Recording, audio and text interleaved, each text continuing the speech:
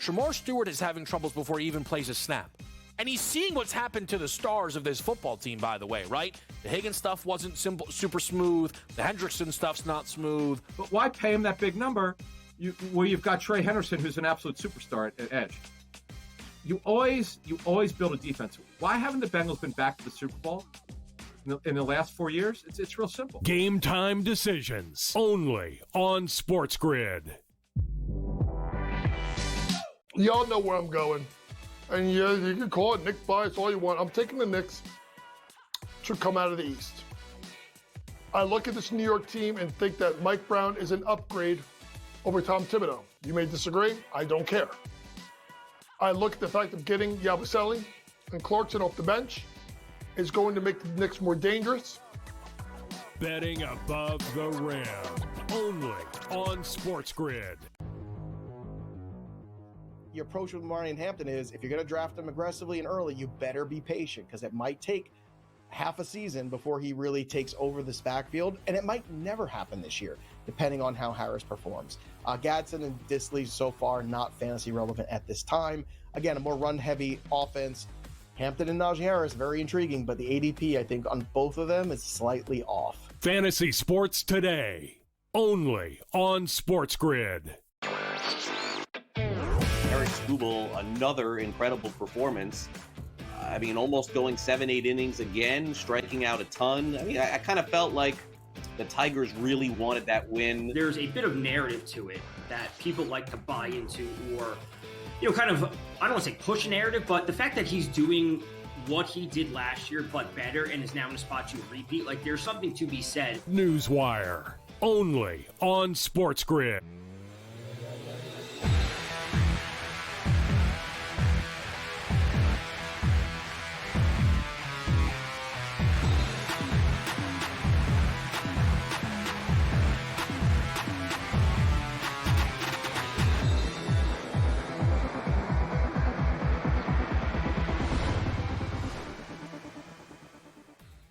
Let's do this thing. In-game live has begun. I am Gabriel Morency. We're kicking it. Scott Wetzel's going to step up and in a couple of minutes. We've got a full slate of guests going to join us this evening as well.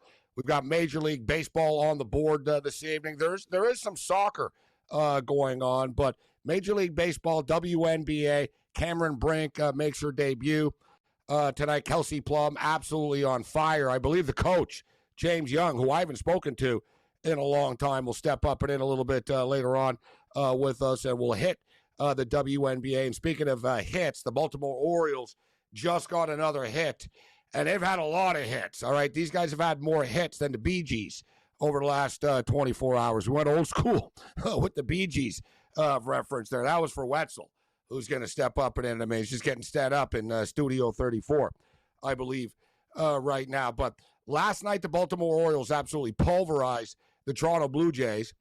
They were playing a doubleheader. They're playing 4 games in 48 hours, right? A very strange scheduling quirk in which they played a night game last night, doubleheader, day, evening, and then they're playing an afternoon game again tomorrow. And last night, Baltimore beat them up. Baltimore murdered them earlier in the day today. Both games sailed over the number. Now, listen, after you get routed, twice in a span of 16 hours, you figure you're going to be focused. And the Toronto Blue Jays were focused early. They got Lauer on the hill. They put a 2-spot up early. They took a 2-0 lead. But Baltimore have scrapped back. We got a 2-2 baseball game. And we will be – this game's actually cruising along right now as far as the time is concerned. We're already going into the 6th inning, so we're tied at 2 right now in Baltimore with the Blue Jays and the Baltimore Orioles, the Los Angeles Dodgers. They got a home run from Edmund to break the ice. They're up 2-0 right now. The Cincinnati Reds, top of 4. Glass now on the hill. Dodgers currently minus 425. Reds plus 310 on the money line. You can get plus 2.5 for the Cincinnati Reds right now at minus 115. D-backs and Tigers tied at 2 right now. Top of the 5th inning. Last night was a weird night in baseball, and we were like Kruger Industries on Seinfeld. We really took it on the chin last night. Like nothing that was supposed to happen happened, right? And I think this show, actually, Scott Wetzel's Black Cloud was a black cloud last night with the Texas Rangers, right? So that big price with the Texas Rangers, DeGrom was getting strikeouts, but the Rangers' bats went cold as the game went on. And I don't like zigzagging all the time. I don't like being on a baseball team one day and then taking the other team, especially if I was wrong the night before. And last night we were wrong going with DeGrom to get the decision. But Seager's not playing tonight for the Rangers. Kikuchi straight fire when he pitches at home. Feels like it's an angel spot this evening. Our early picks tonight, we're on the Toronto Blue Jays to win the game and the Los Angeles Dodgers to win the game. Blue Jays were like minus 125. Dodgers were like minus 160. We've got a couple of late picks coming up for later on. WNBA basketball right now. The Valkyries and the Atlanta Dream, 27-27, lower scoring game. We're midway through the second quarter of play. In-game total is 159.5 right now. The Dream laying 7.5, which I thought was a little high, actually. I think it was 8 at closing time. 8.5. It came down, so it's pretty much what it was. It's 7.5 right now. The Valkyries have been competitive. The Dream laying 7.5. I wouldn't be in a hurry to pull the trigger there. You figure this game probably still goes over this number, though, right? You know, to get 160, we're not asking that much. We're at 54 right now. The Valkyries just scored. Get it up to 56. Still 6 minutes left in the second quarter of play. We're here to give you our in-game betting advice. And I know we've got a lot of DJs tuning into the program. So let's take a look here at the Valkyries and the Dream to go over the number. I got ahead of myself thinking of TBT. I'm like, all right, bring on the TBT. And actually, full disclosure, I actually put the bet in. And I'm sitting here, and I'm like, how come this game hasn't started yet? I'm like, how can there be a delay in a basketball game? And I'm thinking, well, did the power go out? What's going on here? Then I clue in. I'm like, no, they just played last night. They're not playing again right now. Playing for $1 million. You're down to the semifinals. They're playing on Thursday. We got ahead of ourselves with the TBT. The Mystics and the Chicago Sky are playing 39-33 right now for the Mystics over the Sky. Didn't love these early games. Am intrigued by the Aces and the Sparks. The Sparks are suddenly playing with a spark, and the pun was intended. That's the best I could come up with. But, you know, all kidding aside, the Sparks struggled to start the season, but things are starting to come together for this basketball team right now. And the reason why is Kelsey Plum's been on fire. All right, and we got some props a little bit later on for Kelsey Plum in this game. Cameron Brink, who might have, like, if you think about it, like Cameron Brink might be the athlete that has done the most commercials for playing like the least. You know what I mean? Like, she's in a commercial with Ohtani and New Balance and stuff. Speaking of Wetzel, like, that's, you know, speaking of Wetzel, Mr. New Balance. But, you know, like, seriously, Cameron Brink's everywhere. She's on the cover of magazines and, you know, the ESPYs and red carpets. And have we ever really seen her play basketball that much? I know she played at Stanford, right? I mean, she got hurt right away to WNBA. And she's cashed in, man. She's made some money. Like, she's got a good agent. But let's see her play some ball right now. But she's ready to show up. And listen, her over-under is 5.5 as far as points concerned tonight. She's not really a scorer to begin with. She's like a defensive presence, like more than anything. She's good in the paint. She's very good defensively. She blocks shots. She gets rebounds. She can score. Like, she was a great player in college. Like, don't get she was a great player. But so tonight though, like, the bar is set pretty low at 5.5 tonight. Right, they're expecting a minutes restriction, and don't forget too, the Sparks are hot right now, so they could just sort of ease her in right now. So we'll go over the player props as far as the WNBA is concerned. You know, Wetzel's going to have a ton of picks, trends, and black clouds. You know, I don't want a black cloud. I want a silver lining. You know what? Wetzel's got his black cloud. I think we're going to create mine. Well, you know, we're not just going to do a Morency black cloud. I am the black cloud. So, but I want the Morency silver lining play of the night. Nice and positive. Wetzel can have the black cloud in the darkness. Last night, the black cloud pick was Texas. Right? We're digging graves. We're down 2 units right now. You know, it was a frustrating game last night, but we'll get it back tonight with the Halos. So we got a full slate of baseball. We got baseball coming up here this evening. Yankees and Rays tied at 3 right now. Dodgers still up 2-0. The Phillies are up 2-0 on the White Sox. They're minus 500 in-game right now. Minus 3.5 on the run line, plus 110. Royals up 1-0 on the Braves right now. Bottom of the second inning. And how about the Astros, actually? We'll get into this game, this series. Astros came into last night's game. They got arguably their best pitcher on the hill. Valdez is Mr. Money. He did it again. Whatever. The dude gives up like 1 run in 6 innings, and they screw him over. They can't hit Washington. They've lost 5 in a row. And there was no real reason to say, you know what? Oh, yeah, the Astros are going to bounce back tonight. And if anything, I would say that the Nationals are actually live dogs. The Nationals have been winning series since the All-Star break. Nationals currently minus 105 right now. I think I have as good of a chance as getting a hit as a Houston Astro player does right now. Astros struggling offensively, to say the least. In-game live. Let's roll.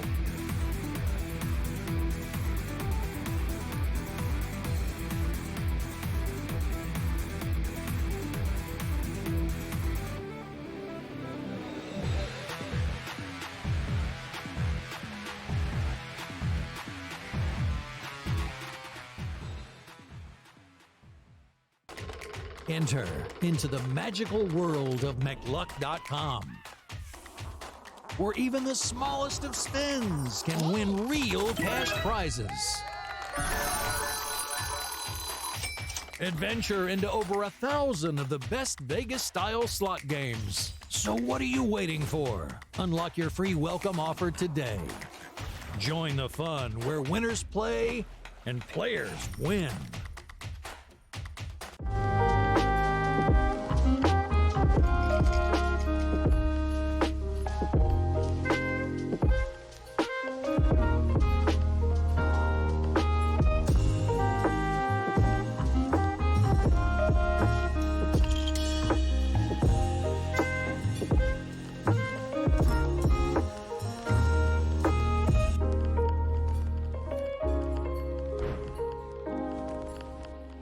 We're going to go through every single thing, and I've got a great team behind me that's going to help me get the job done. I want this to be the place that people come to. There is going to be an energy to game time decisions that you will feel night in and night out. We are going to hit every single one of those markets that you need to know about. We will have everything at our disposal, and we will use that to our advantage. There is not going to be a better place, I promise you, than Game Time Decisions. I'm Kevin Walsh. Tune in to Game Time Decisions weekdays on SportsGrid.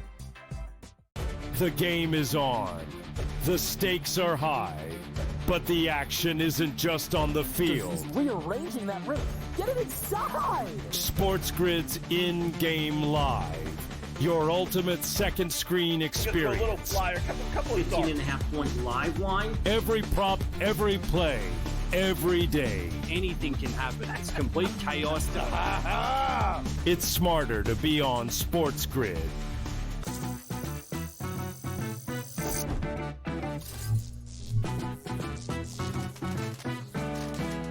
Did you know sportsbooks tend to draw up tighter bet lines for events that get even more bettors, like championship games or major matchups? My tip, try betting on less popular sports. You might have a better shot at beating those odds. Now, go get lucky. See you in Las Vegas. Let's get lucky.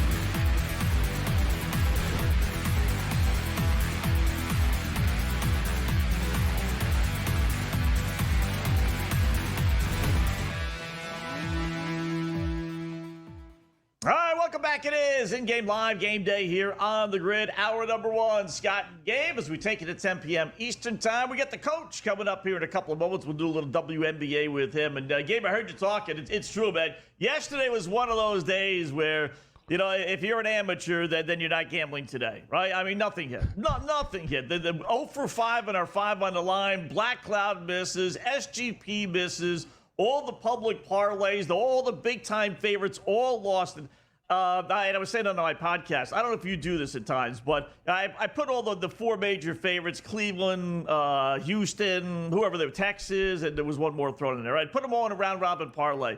And for a couple of seconds, Gabe, I said, let me put in for $10. For $10, let me put in all of the underdogs because who knows? Maybe I can hedge a little bit on the late Texas game, right? And I didn't do it, and lo and behold, all four of the monster favorites all lost. That $10 parlay would have paid $600 if I would have done that stuff. So, yeah, it was a rough day yesterday for if you were playing with the boys in Vegas. Unless you played dogs. It was Bizarro World last night, and Mark brought it up, how it was a strange night even before the late games really started. And this happens a lot, right? I mean, the trends are too good to be true sometimes, and it blows up on us. Right? We talk about Valdez. You talk about DeGrom. How about the Seattle game last night, right, with runs? Remember we kidded, wow, this game, like literally, the total ended up closing at 10.5 last night. And we saw, I mean, what was it? We kidded, oh, watch, it's going to be 2-2 in the seventh inning. 3-1 final score, Scott. Literally, the total was down to 4.5, 5.5 at one point in this game. Like, when we ended, it was like just dropping quickly. It was a strange night. We talking about how the Pirates don't score. They scored 6 runs last night. Yeah. Right? Look, the Mets-San Diego game was wild. Back and forth, catches, home runs, grand slams. So that was a wild one. Rockies. We could go on and on, man. Last night was just Bizarro World. You can't let it rattle you. But I think it's a reminder at times, don't just fall for trends. I know, I think it's cool that we put the trends out there and we let people know about some of these trends. I mean, as we talk about, but Valdez isn't 13-0 anymore, is he, right? That's what happens. It just blew up last night, Scott. It's just one of those nights, bro. Like, there was a fire at the factory last night. Like, if we were working at the factory, like, we're calling, you know what I mean? There's a fire. We're calling the fire department. We got problems here.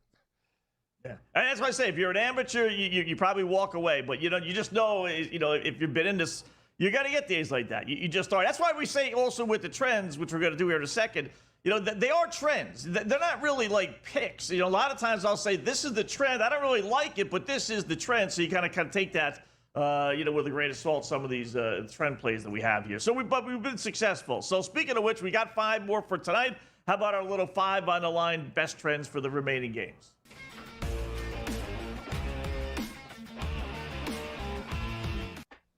All right, I'll throw it out here quickly. I'll start with the WNBA, the late game tonight. LA and Las Vegas, both over teams. LA 17-7-1 over, best over team in the WNBA. Las Vegas 7-3 over their last 10 meetings as well. So let's go over 170. It's a big number, 175.5 Las Vegas and LA. We should get a ton of points. How about Pittsburgh on the road again? Now, listen, this was a loser last night, but ultimately they still have the fewest wins in all of baseball on the road, tied with Colorado, only 14.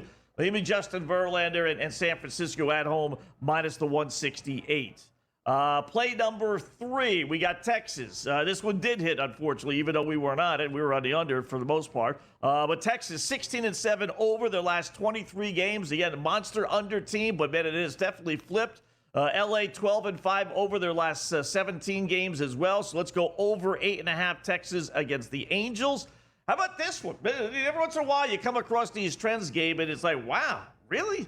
And we missed this one last night. Washington, the Nationals are 14-3 at Houston their last 17 games. And Houston obviously has been good. The Nationals have been awful for the last few years. I mean, how in the world are they 14-3, right? That's because, especially if you think about, Scott, like you said, the Astros have been one of the best teams in baseball. Like, let's say over the last 5 years. Like, how many times do they play? Like, so the last time they don't play all the time, right? So interleague play, they're not like natural rivals in interleague. So that's just Bizarro World that the Astros can't beat the Nationals. Like, going back 5 years, because the Nationals have been really bad. You know what's another really weird stat that I saw today that blew my mind?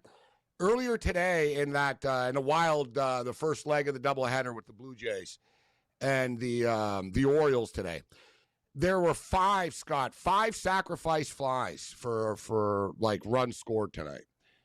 Wow. It's only the 5th time in Major League Baseball that ever happened.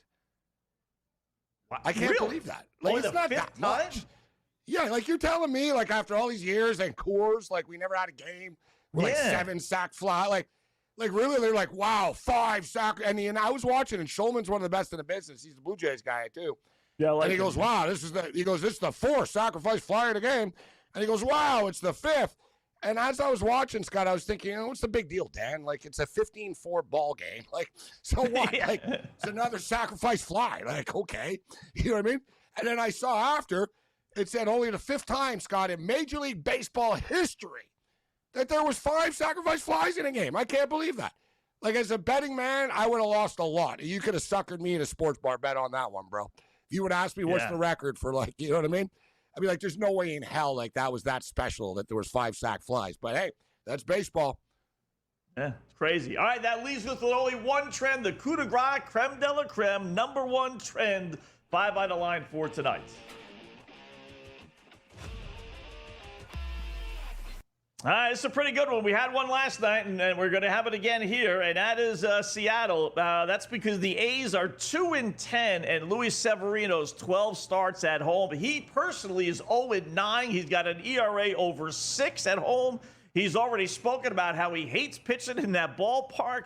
2-10, and you're getting Seattle. You see there at -118, basically pick 'em odds. So Mariners in the play tonight at Sacramento against the A's game. Baseball's a streaky sport, right? We saw the A's light up the Astros over the weekend. They go back home, and they go cold last night. Like, betting baseball. Crazy. Tread cautiously. SGP coming up next.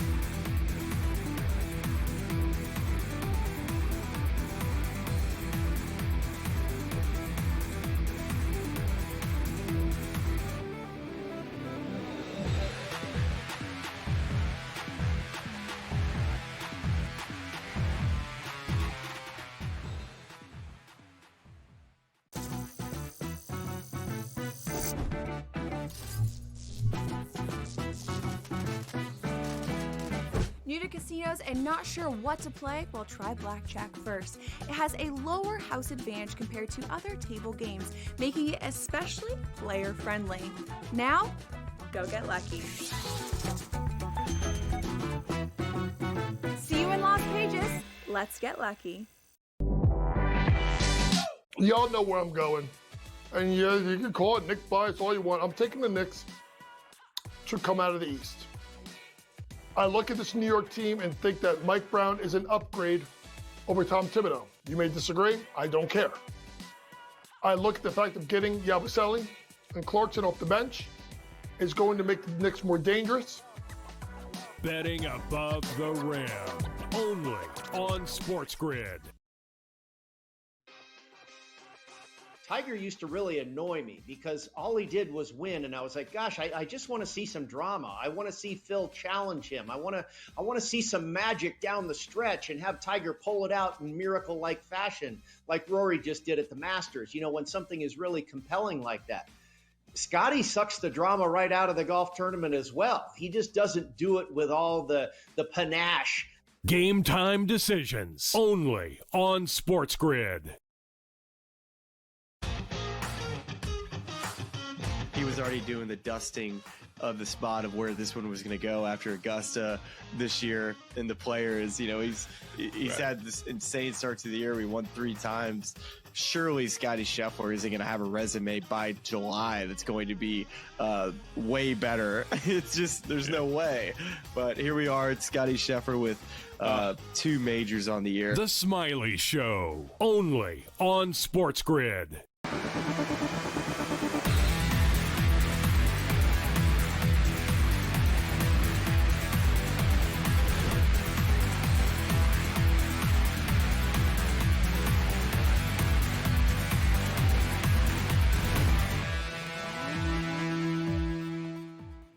All right, welcome back in Game Live. Game Day here on the grid. Just getting underway. Hour number 1, third segment. You know what we do? Little SGP, same game parlay time.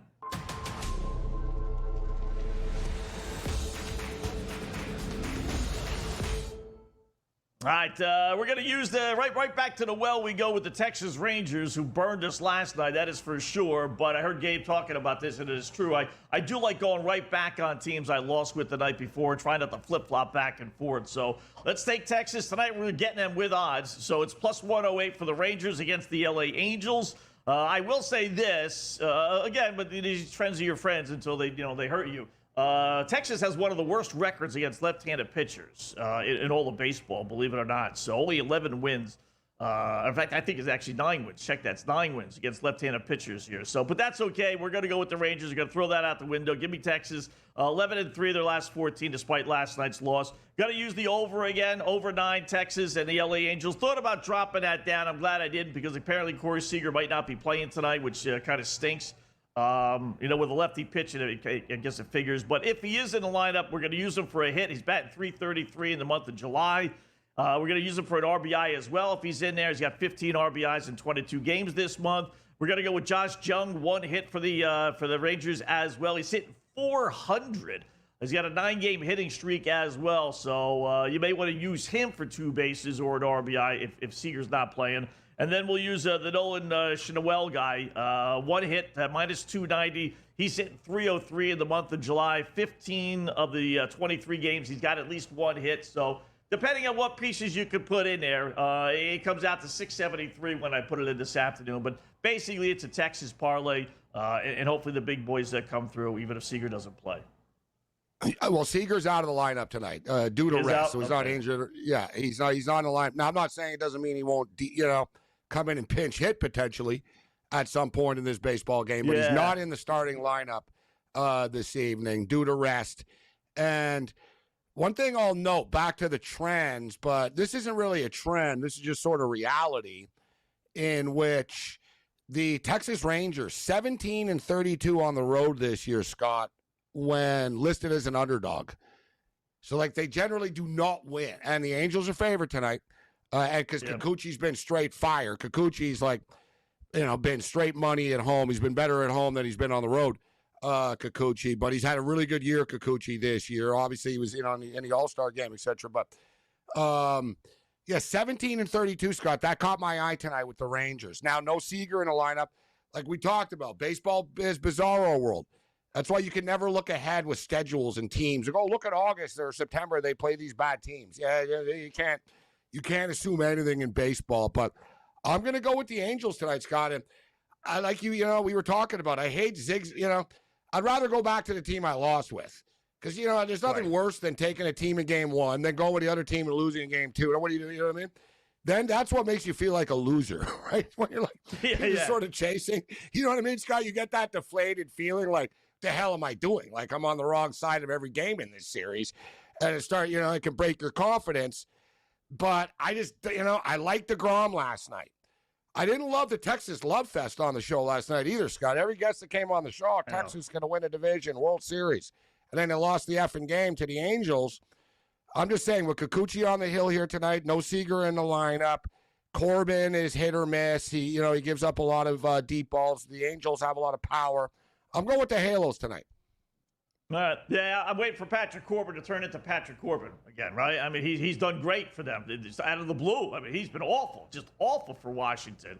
They couldn't give him away, and finally he moves to Texas, and somehow or another he's pitching terrific. But they're kind of weird. 9-17 against lefties. That's why Seager, the lefty, is probably not playing tonight with Kikuchi on the hill. It is a dangerous little spot. It is. But I've had people laugh at me when I say this, but I try not to. Yeah, everyone does it, but I try not to pick baseball games based on the starting pitcher.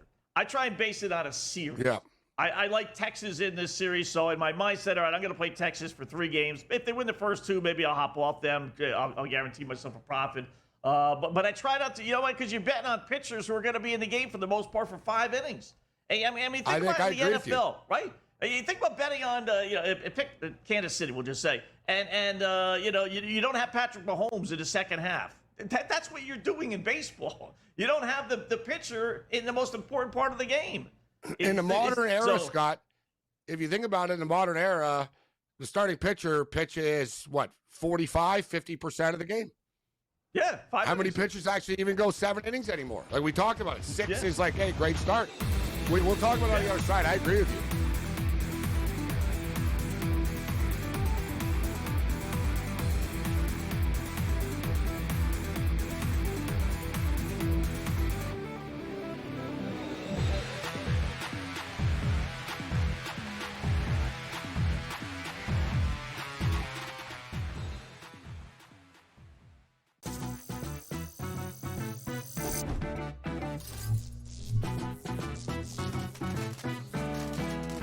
New to casinos and not sure what to play? Well, try blackjack first. It has a lower house advantage compared to other table games, making it especially player-friendly. Now, go get lucky. See you in Las Vegas. Let's get lucky. Y'all know where I'm going.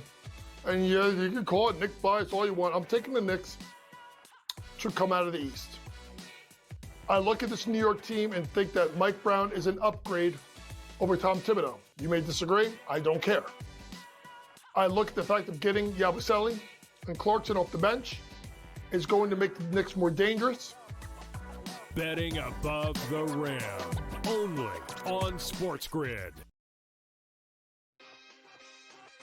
Tiger used to really annoy me because all he did was win, and I was like, gosh, I just want to see some drama. I want to see Phil challenge him. I want to see some magic down the stretch and have Tiger pull it out in miracle-like fashion, like Rory just did at the Masters, when something is really compelling like that.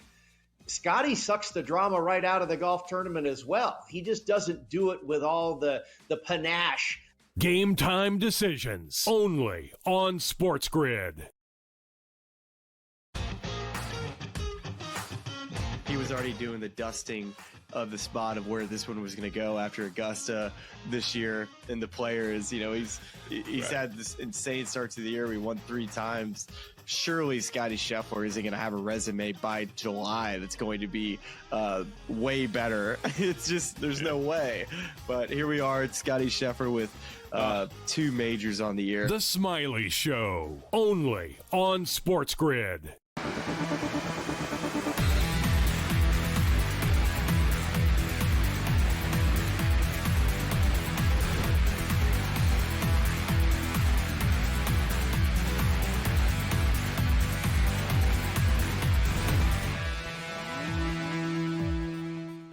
Welcome back in Game Live, Game Day here on the grid. Scott and Gabe, hour number 1. We got baseball, we got some WNBA with the return of the player who was actually taken after Caitlin Clark last year for the LA Sparks. Let's talk a little WNBA, Gabe, with our good buddy, the coach, Coach James Young, SportsGrid's basketball analyst. What's going on, Coach? How are you today, bud? Scotty Wetzel, good to be with you. Mr. Morency, oh my goodness, it's been like 2 years. Listen, you're not 10 p.m. time slot. I actually get to stay up and be on with you a little bit now. I say you've been big timing me for like 2 years. No, it's called finally sleep. Catch up to you. It's called sleep. That's what it's called. finally catch up. But it's good to see you, Coach. And let me just throw this out there. We'll get to the picks and stuff. But so as Scott sort of teed up, Cameron Brink is going to make her season debut tonight. And she was a baller at Stanford, right? Defensive presence, force, blocking shots, rebounds, very high basketball IQ. But at the same point in time, Coach, I was wondering, is there a player that has like played less and cashed in as much as she has already? Now it's time for her to start playing ball. Like we've seen her on the red carpet. We've seen her she's in commercials with Otani, right? Like she's got like a big time agent, big time media presence. Now she's got to back it up. What are you expecting, and how long do you think it takes for her to integrate herself into a Sparks team that suddenly won 5 games in a row? Yeah, I mean, listen, Gabe, they've won 5 games in a row, including going on the road and beating New York Liberty, in a 101-99 game in which Rickea Jackson scored 30-plus points. But when you really look at it, Gabe, with Cameron Brink, she scored, 7.25 rebounds a game? Last year, she struggled with foul trouble, and now with her and Darica Hamby, Rickea Jackson playing well, obviously Kelsey Plum there, who wasn't there last year, maybe there's something brewing here in L.A., but if you're going in there thinking this girl's going to start dropping double-doubles, she's going to struggle out the gate, and it'll be interesting to see, Gabe, tonight how they use her, particularly with the fact that she's going to guard Asia Wilson. Now, she gave Asia a little bit of problem, but I expect Asia to kind of bully ball her and try to get her into foul trouble tonight. And guys, I'll just throw it out here, Scott. Go ahead. Scott, I'll throw it out here with Cameron Brink. And you know this, Coach, like the LA, you know it, Scott, by betting on this league. The LA Sparks play up-tempo, fast basketball. Now you're integrating, you're asking her, who's a big woman to begin with, to gallop up and down the floor, Coach. It's an interesting, right? Like to fit her in right now is going to be an interesting challenge, right? Like, and she blew out her ACL and MCL game. I mean, she didn't have a small little injury, right? No, it's 14-month recovery, guys. So when you really look at it, you know, although people are going the other way, I was talking to Kevin a little bit earlier, I'm taking over 175.5. Now, the LA Sparks guys have scored 89-plus points in 6 straight games, right? They also are 11th in defensive efficiency, and they're 12th in field goal percentage. And there's only 13 teams. They're 11th, and there's 13 teams. Yeah. We're not 30 like that. I wanted to throw that in. Now, they're going to expand that league, but they're not good defensively, and they want to run up and down court. Guys, I like over 175 at halftime in Aces versus Sparks. I like Brink's 5.5. You want to go over? Can she get 6 points at least, Coach? I wouldn't touch it. I don't think she's going to play big minutes. Listen, they have other girls there that could score. Obviously, Rikea Jackson, Darica Hamby, and then obviously look at the stats here, 7.5, 5.3, 2.3 blocks. I think if you could find markets, I think stocks or blocks is where you look for Cameron Brink to make an impact first. And then let the offense come because there's more capable scorers on that team than they had in the past. I could see her getting 2-3 quick blocks. You're right. Like, you know what I mean? Just in the paint. She's really good, Scott, like defensively. I'll throw this out there as far as trends and just red hot right now is Kelsey Plum. 37.7% from 3 on the season, guys. But last 7 games, she's bearing 52.3% of her 3-point shots. She's averaging about 6.5 threes a game. But 7 straight games, guys, she's gone over 2.5 made 3-point shots. And it's plus 100 tonight, Coach. I'm all over Kelsey Plum. And you know she wants to bury these shots against Vegas as well. Give me Kelsey Plum, bro, to make over 2.5 3-point shots tonight at plus 100. And it makes sense. Listen, the game's going to be up-tempo, so she's going to be able to get her shots. Well, it'll be interesting to see who guards her. It's probably going to be Jackie Young at times, but she's taller than Jackie, so she'll be able to get that shot off of. I'm going to go a different direction tonight. I'm going to go with the fact that she scores offensively. Kelsey Plum isn't strong defensively. So where am I going? This is a low-hanging fruit for a player that's really good, and that's Jewel Lloyd. Shop around, folks. You get 8.5 points. You can find 10-plus points at plus money. Over 4 of the last 7 games, 8 out of 10 versus LA. And here's the thing. Interesting to look at, folks. With Jewel Lloyd, if you go and look this up, in the last 10 games, 65% of guards have gone over their points prop. There's not a strong defender on the other side. Jewel Lloyd, who's a capable scorer, this is such a low number. Give me Jewel Lloyd over 8.5 points, or I don't mind 10-plus points at plus money. What about the side, guys? We've hit the props. We've talked to players. We talked to total. We all like the over. What about the side, Coach, with Vegas and LA, which is kind of, turning into a little rivalry. LA is still growing right now, but just geographically, et cetera, Vegas, LA, now you got the Plum angle as well. The dominance for the West Coast. What about the side? Can the Sparks keep this thing going tonight? You would think so. And guys, Vegas just doesn't look right. They don't look right.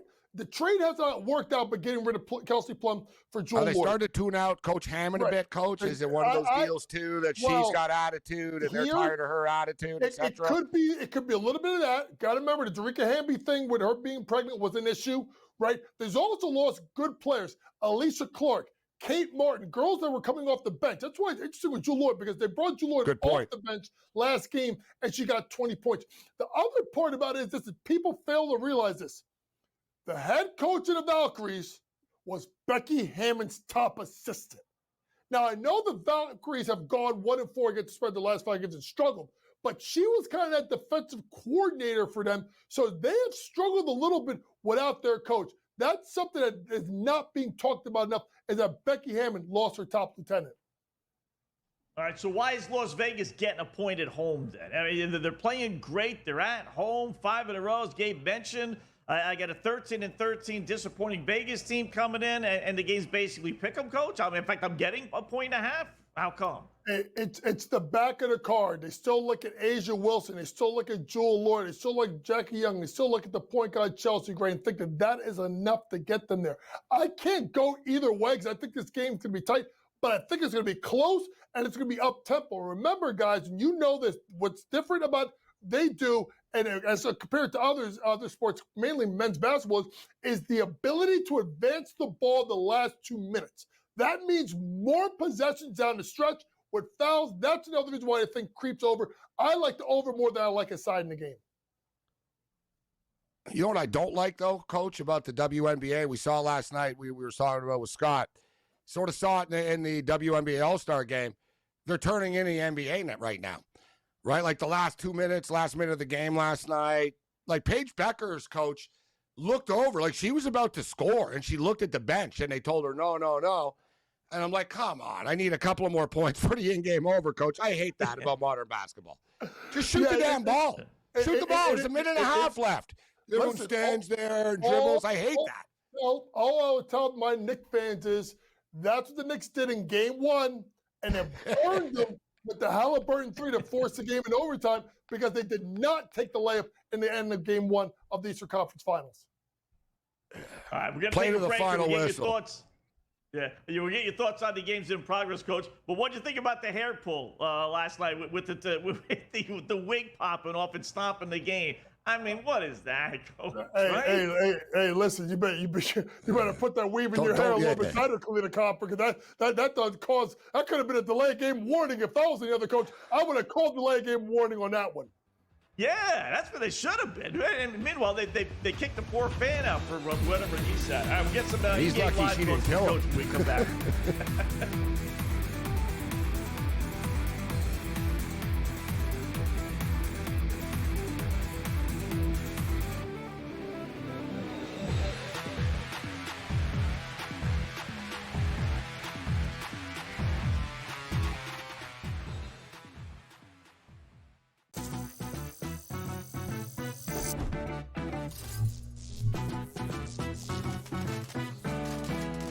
New to casinos and not sure what to play? Well, try Blackjack first. It has a lower house advantage compared to other table games, making it especially player-friendly.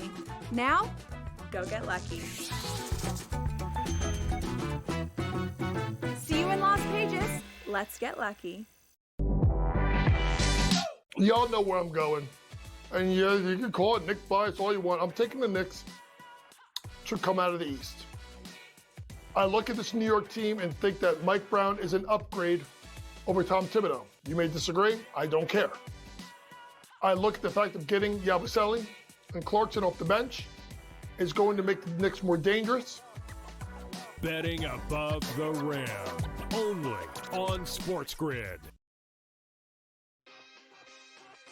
Tiger used to really annoy me because all he did was win, and I was like, gosh, I just want to see some drama. I want to see Phil challenge him. I want to see some magic down the stretch and have Tiger pull it out in miracle-like fashion, like Rory just did at the Masters, when something is really compelling like that. Scotty sucks the drama right out of the golf tournament as well. He just doesn't do it with all the panache. Game time decisions. Only on SportsGrid.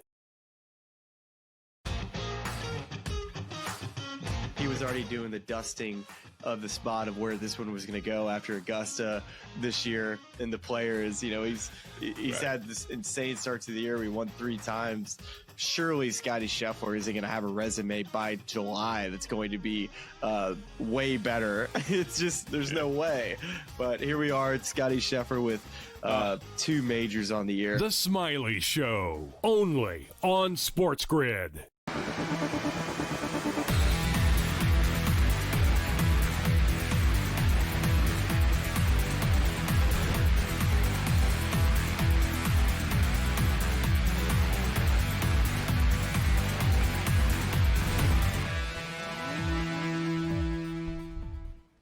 All right, welcome back in Game Live. Game Day here on the grid. Scott and Gabe checking out the WNBA with the coach, Coach James Young, our SportsGrid basketball analyst. So, Coach, we've got 2 games going on.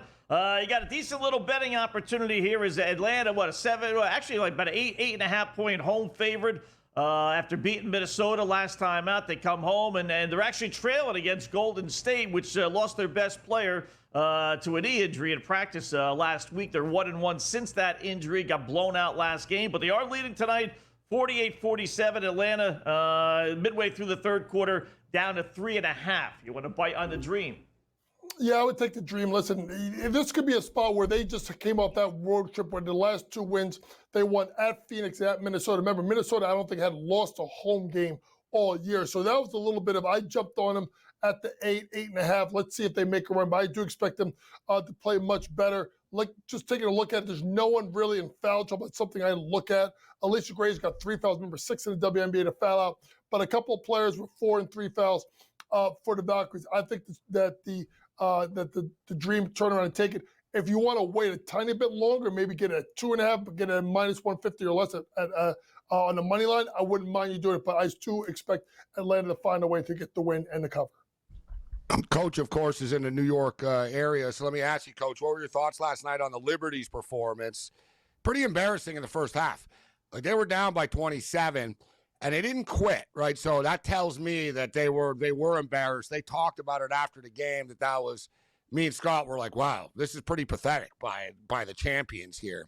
And they said it after, Scott. They said that was pretty pathetic. Like they talked about that was pretty humiliating what happened tonight. National television on ESPN. Were they looking ahead, Coach? Sabrina, we talked about it. Sabrina's all over the place, bro. Every time I bet on her, she goes like 0-4. And then when I don't, she goes 6 for 6. Drives me crazy. What's your quick look ahead for the big game tomorrow against Minnesota? And I see Collier and company are laying 7.5. Yeah, that's probably because of the fact that, remember, Breanna Stewart is out and going to be out for a while. That's also the reason why the New York Liberty went from like plus 120 to plus 150 as soon as that injury was announced. Here's the key thing, guys. The number is 4. That is the number of times the Liberty and the Lynx are playing in the second half. Like, shout out to the WNBA for having the 2 best teams in the league that went to a thrilling 5-game series in which Ionescu hit a big 3 to win 1 game, and then the other game, Game 5, went down to maybe a questionable call. And you wait till the second half of the year for them to play once. I do think a little bit of a look-at spot, but to me, I would look at, probably not. That's too many points. I think the Liberty will come back and play a little bit better. They showed their muscle, being down, I think, 60-33 at one point, kind of getting that game, I think, within 3 or 1, if I'm not mistaken, late in the fourth quarter. I think they got it to 6. Bad call. Yeah, I think 6. I think it was that was about the closest. So when everything is said and done, Charlie, Atlanta did win the other day in Minnesota, so it's possible. But when everything is said and done, is there any reason to not think it's going to be New York and Minnesota again in the finals? I wouldn't be too sure, guys. I think I'm looking at the Phoenix Mercury, and if they could kind of get themselves together. Listen, first things first, you got Alyssa Thomas, who is a walking double-double, in fact, a walking triple-double. Honestly, if it's not for Nafisha Collier, Alyssa Thomas is the MVP right now in the WNBA. You had the fact that they got, obviously, Satu Sabali from Dallas, left-hand smooth shooting stretch 4, who can give you 20 points tonight, and then obviously the walking bucket, Kalia Copper, when her hair doesn't fall out, is another person that can go get you a bunch of buckets. But the key is with this team, people think I'm crazy. She looked washed. Man, DeWanda Bonner showed up and played with her fiance. The first game, she got 20 off the bench.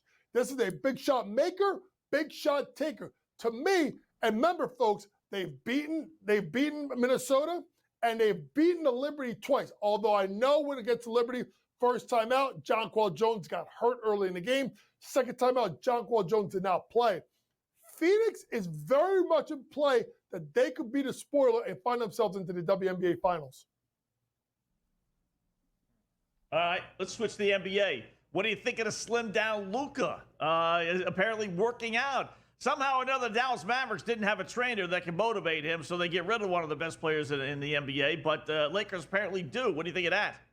That photo, though, let me just say, though, there was a photo, Scott, of him totally ripped. That wasn't real. Like, so no? I know he's working out, but there was one where it was like, there was one where he was ripped. That was like everything. It was fake. It was AI. That was the men's health. He was at Yankee Stadium last night before the game talking to Aaron Judge. but he does look skinnier, Gabe, and that is obvious. Yeah. I don't know if it's Ozempic. I think it's being around LeBron, Coach. Yeah, and listen. I think number one, being around LeBron, seeing his physical conditioning, and Scott, I'm not kidding, bro. Being in Hollywood in LA, he's walking around and he's like, wow. You know what I mean? I got to get better. I'm a little bit. Yeah, I'm a Pillsbury doughboy, and I'm dealing with competition for these hot models out here. I want to go out with Sofia Vergara. You know what I mean? I'm telling you, Hollywood, Coach, has changed them. It's changed him. You know what also changed him is Nico Harrison kind of said some disparaging things about him. So I also he said he was fat and he was drunk. A lot to prove. So listen, folks, at the end of the day, and Luka, let's be honest, was being outplayed by LeBron in the playoffs. Now, am I expecting a lot out of the Lakers this year? They'll be okay. I actually think the Clippers are going to be the better team in LA because if they keep Kawhi healthy, obviously getting Bradley Beal, putting him at the 2 spot helps. But getting John Collins and then getting, obviously, Brook Lopez off the bench, they are sneaky deep right now, the LA Clippers. I think they win the Pacific Division. I can't trust them. Too old. What about the Rockets? Are you buying in now that Durant is there? Absolutely. Does he help them? Absolutely. If you ask me, I'd say who's the number one threat to Oklahoma City right now? I'd say the Houston Rockets in the West. Would you agree with that? It's not even close. You really look at the fact of that starting line with Van Vliet will probably Reed Shepherd to 2. Then you go to Men Thompson, who could be the best defender in the world, to go along with obviously Durant and then Şengün. And then that bench, Tari Eason coming off the bench. Obviously, other players coming off the bench as well. I'm blanking out here. They're going to be good. And here's the key. I personally think Ime Udoka is one of the 3 best coaches in the NBA right now. Yeah, as long as he keeps himself occupied. Coach, great job. Great job as always, Coach. That's how he got in trouble. Soon. Follow him on Twitter, at Coach Young. And it's just, they had a trouble, Coach. They had a trouble. Yeah.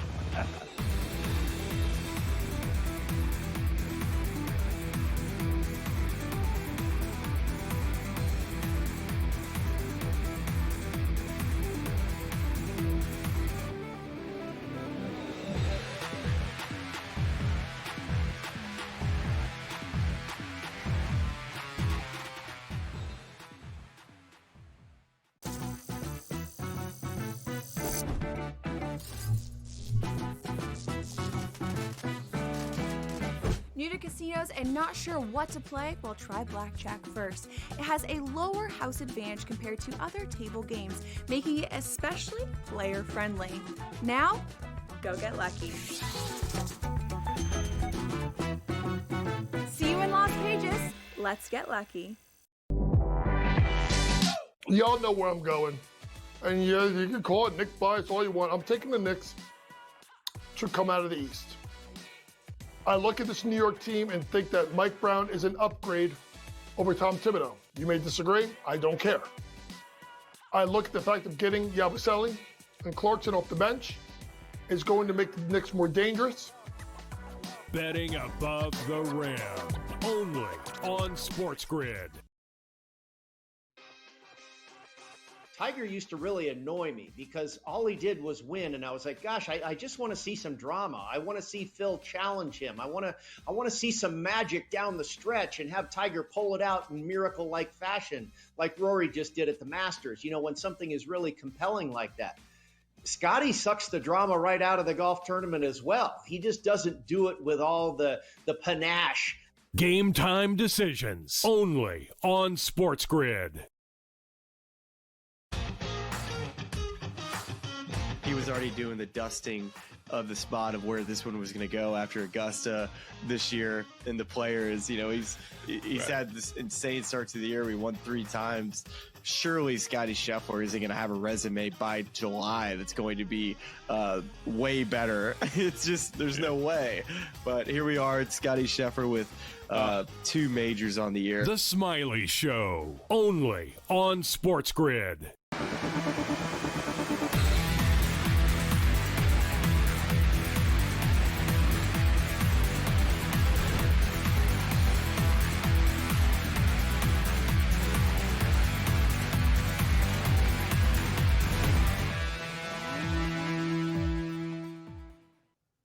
All right, welcome back in Game Live. Game Day here on the grid. Scott and Gabe closing out hour number 1. Thanks again to the coach, Coach James Young. Follow him on Twitter at Coach Young NJ, at Coach Young NJ. Time for our Black Cloud Play of the Day. We don't have it. Okay, I have it, so I'll give it to you. And that is right in line with what we were talking about, Gabe, with the coach in the LA Sparks game against Las Vegas. I'm not going to we all kind of little angles here, separate little angles. I'm going to go with Kelsey Plum. Do love her. Do love LA. I'm going to I thought about her points. I really did. And then I said, I know she averages so many assists. So let me check out her assist number. They got her assist number down to 5.5. I love the over Plum, over 5.5 assists for LA. She's had 6 assists, which is obviously our magic number, in 8 of her last 11 games, including 3 in a row. You said it early. She has been on just an absolute tear. Points, rebounds, assists, the whole kit and caboodle. She averages on the season almost 6 assists anyway, 5.9. I told you 8 of her last 11. You got Brink back. Maybe she's looking to dish Plum a little bit more than she normally would anyway. Games over. Games. You never know what's going to pop out at you. The weather warning here. It's like, her hurricane just hit us, Scott. It's like, what the hell? So let's go. Anyway, it should be a high-scoring game, and I'm not going to have to worry about her not scoring in a blowout late. She's going to get her assist. So I do love the over 5. And it's plus odds. It's like plus 102, 103, but you're not even laying odds on that. So give me Kelsey Plum over 5.5 assists. What do you think? I like where you're going with this, and I think it's going to be a big night for Plum. There's going to be a lot of points scored on the board, and speaking of same game parlays here, so I'm looking right now. The way it's set up, over 174.5 points for the total. I'm going to go with all Kelsey Plum here. So player points, Kelsey Plum, it's 17.5 right now. Yeah, which she's been pretty consistent there as well, Scott. Right, with the over 17 to 18 points. I mean, I think it's like 6 and 2 in the last 8, etc. Yeah, she's got 50 points in her last 2 games. I think it was 20 and 30 or 30 and 20, either way. But I know she's been on fire. So how about this one? In this 5-game win streak. So over 174.5 points in the game. Kelsey Plum over 17.5 points. Kelsey Plum over 2.5 threes made. And let's get cocky and throw in the assists. So Kelsey Plum over 5. Wow. Turns into plus 500. So basically, Kelsey Plum over 17.5 points. Kelsey Plum over 2.5 3-point shots made, which she's done in 7 straight WNBA games. And Kelsey Plum, as Scott just mentioned, 8 of the last 11 with 6 assists or more.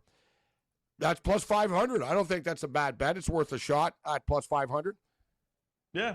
Yeah, listen, at a 4-piecer, it's supposed to be 10, but, these are all correlated. So I understand why it's down to 5, as we talked about yesterday. So, yeah. Baltimore just took a lead. Just for the record, the Orioles just scored on Toronto. 3-2, bottom of the 8th. Yeah, wow was right, huh? Blue Jays were hot until they're not. Yeah. Man, you can't lose. You can't get swept right in a doubleheader. Man, you know what they're doing? They're screwed over by. And you lost 11-4 last night. Yeah. They've just given up, 25 runs, 27 runs in the first 2 games. Now, this was not quite as bad, but, they were, we put them in at plus 375 to have the most wins in the month of July at the All-Star break. And they had a commanding lead, and they had 2 more games to play over everybody else. And they're in the process of freaking blowing this thing. If Milwaukee wins tonight, Milwaukee would then take over the top spot. Or at least really, so the best record of the month. Like you would have figured, man, the Blue Jays were way ahead of everybody, and it's the Brewers. Yeah. Wow, huh? Yeah. Toronto's got 17. They had 3 games left, but they lost today, so it's down to 2, and now they're losing this one. Milwaukee's got 16, and they got 2 games left against the Cubbies, obviously counting tonight. So, the Toronto still got a little edge there, but they were way ahead. Well, not way ahead, but they were like 3 ahead, until they started losing here. So, kind of opened up the door here for other teams to take that. And this is it. You're right. Friday's August 1st, right? So tomorrow's the last day of the month as far as that prop is concerned. Yeah. So, I mean, it was looking solid. And Milwaukee was plus 792 when we I didn't put it in, but they were plus 790 We saw those Things bets. can I change like in a that week bet. or two in baseball. I like that. That's a fun bet as well. We should. I look forward to it. We'll take a look and see what the August odds are when they come out. Yeah, you got action on every game. You know, even if you don't bet them, every single day, obviously, you got action, though. So it's a lot of fun. All right, hour number 2 coming up. We'll take a look at the baseball board and see if we can find some winners here on the grid.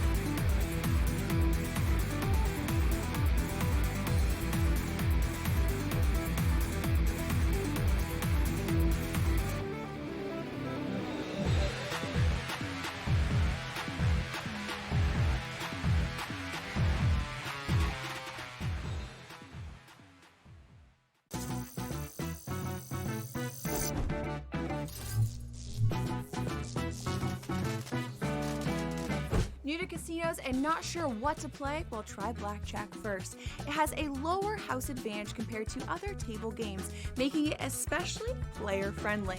Now, go get lucky. See you in Las Vegas. Let's get lucky. Y'all know where I'm going. And yeah, you can call it Nick bias all you want. I'm taking the Knicks to come out of the East. I look at this New York team and think that Mike Brown is an upgrade over Tom Thibodeau. You may disagree. I don't care. I look at the fact of getting Yabusele and Clarkson off the bench is going to make the Knicks more dangerous. Betting above the rim. Only on SportsGrid. Tiger used to really annoy me because all he did was win, and I was like, gosh, I just want to see some drama. I want to see Phil challenge him. I want to see some magic down the stretch and have Tiger pull it out in miracle-like fashion, like Rory just did at the Masters. You know, when something is really compelling like that. Scotty sucks the drama right out of the golf tournament as well. He just doesn't do it with all the panache. Game time decisions. Only on SportsGrid. He was already doing the dusting of the spot of where this one was going to go after Augusta this year. And the players, he's had this insane start to the year. We won 3 times. Surely Scotty Scheffler isn't going to have a resume by July that's going to be way better. It's just, there's no way. But here we are. It's Scotty Scheffler with 2 majors on the year. The Smiley Show. Only on SportsGrid.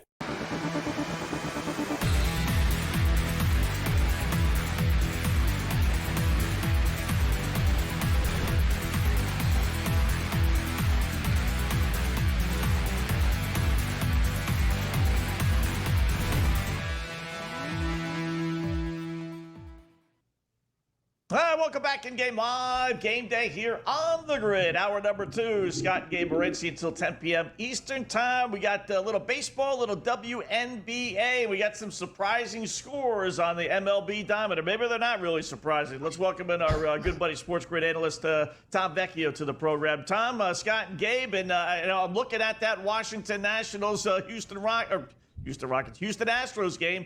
Astros are losing again. We bet them last night. I didn't completely go opposite and go against them today, but I didn't bet them today. So that for me, that's a major step. I'll be like saying that's what the Astros are done. So what do you think of that Houston team?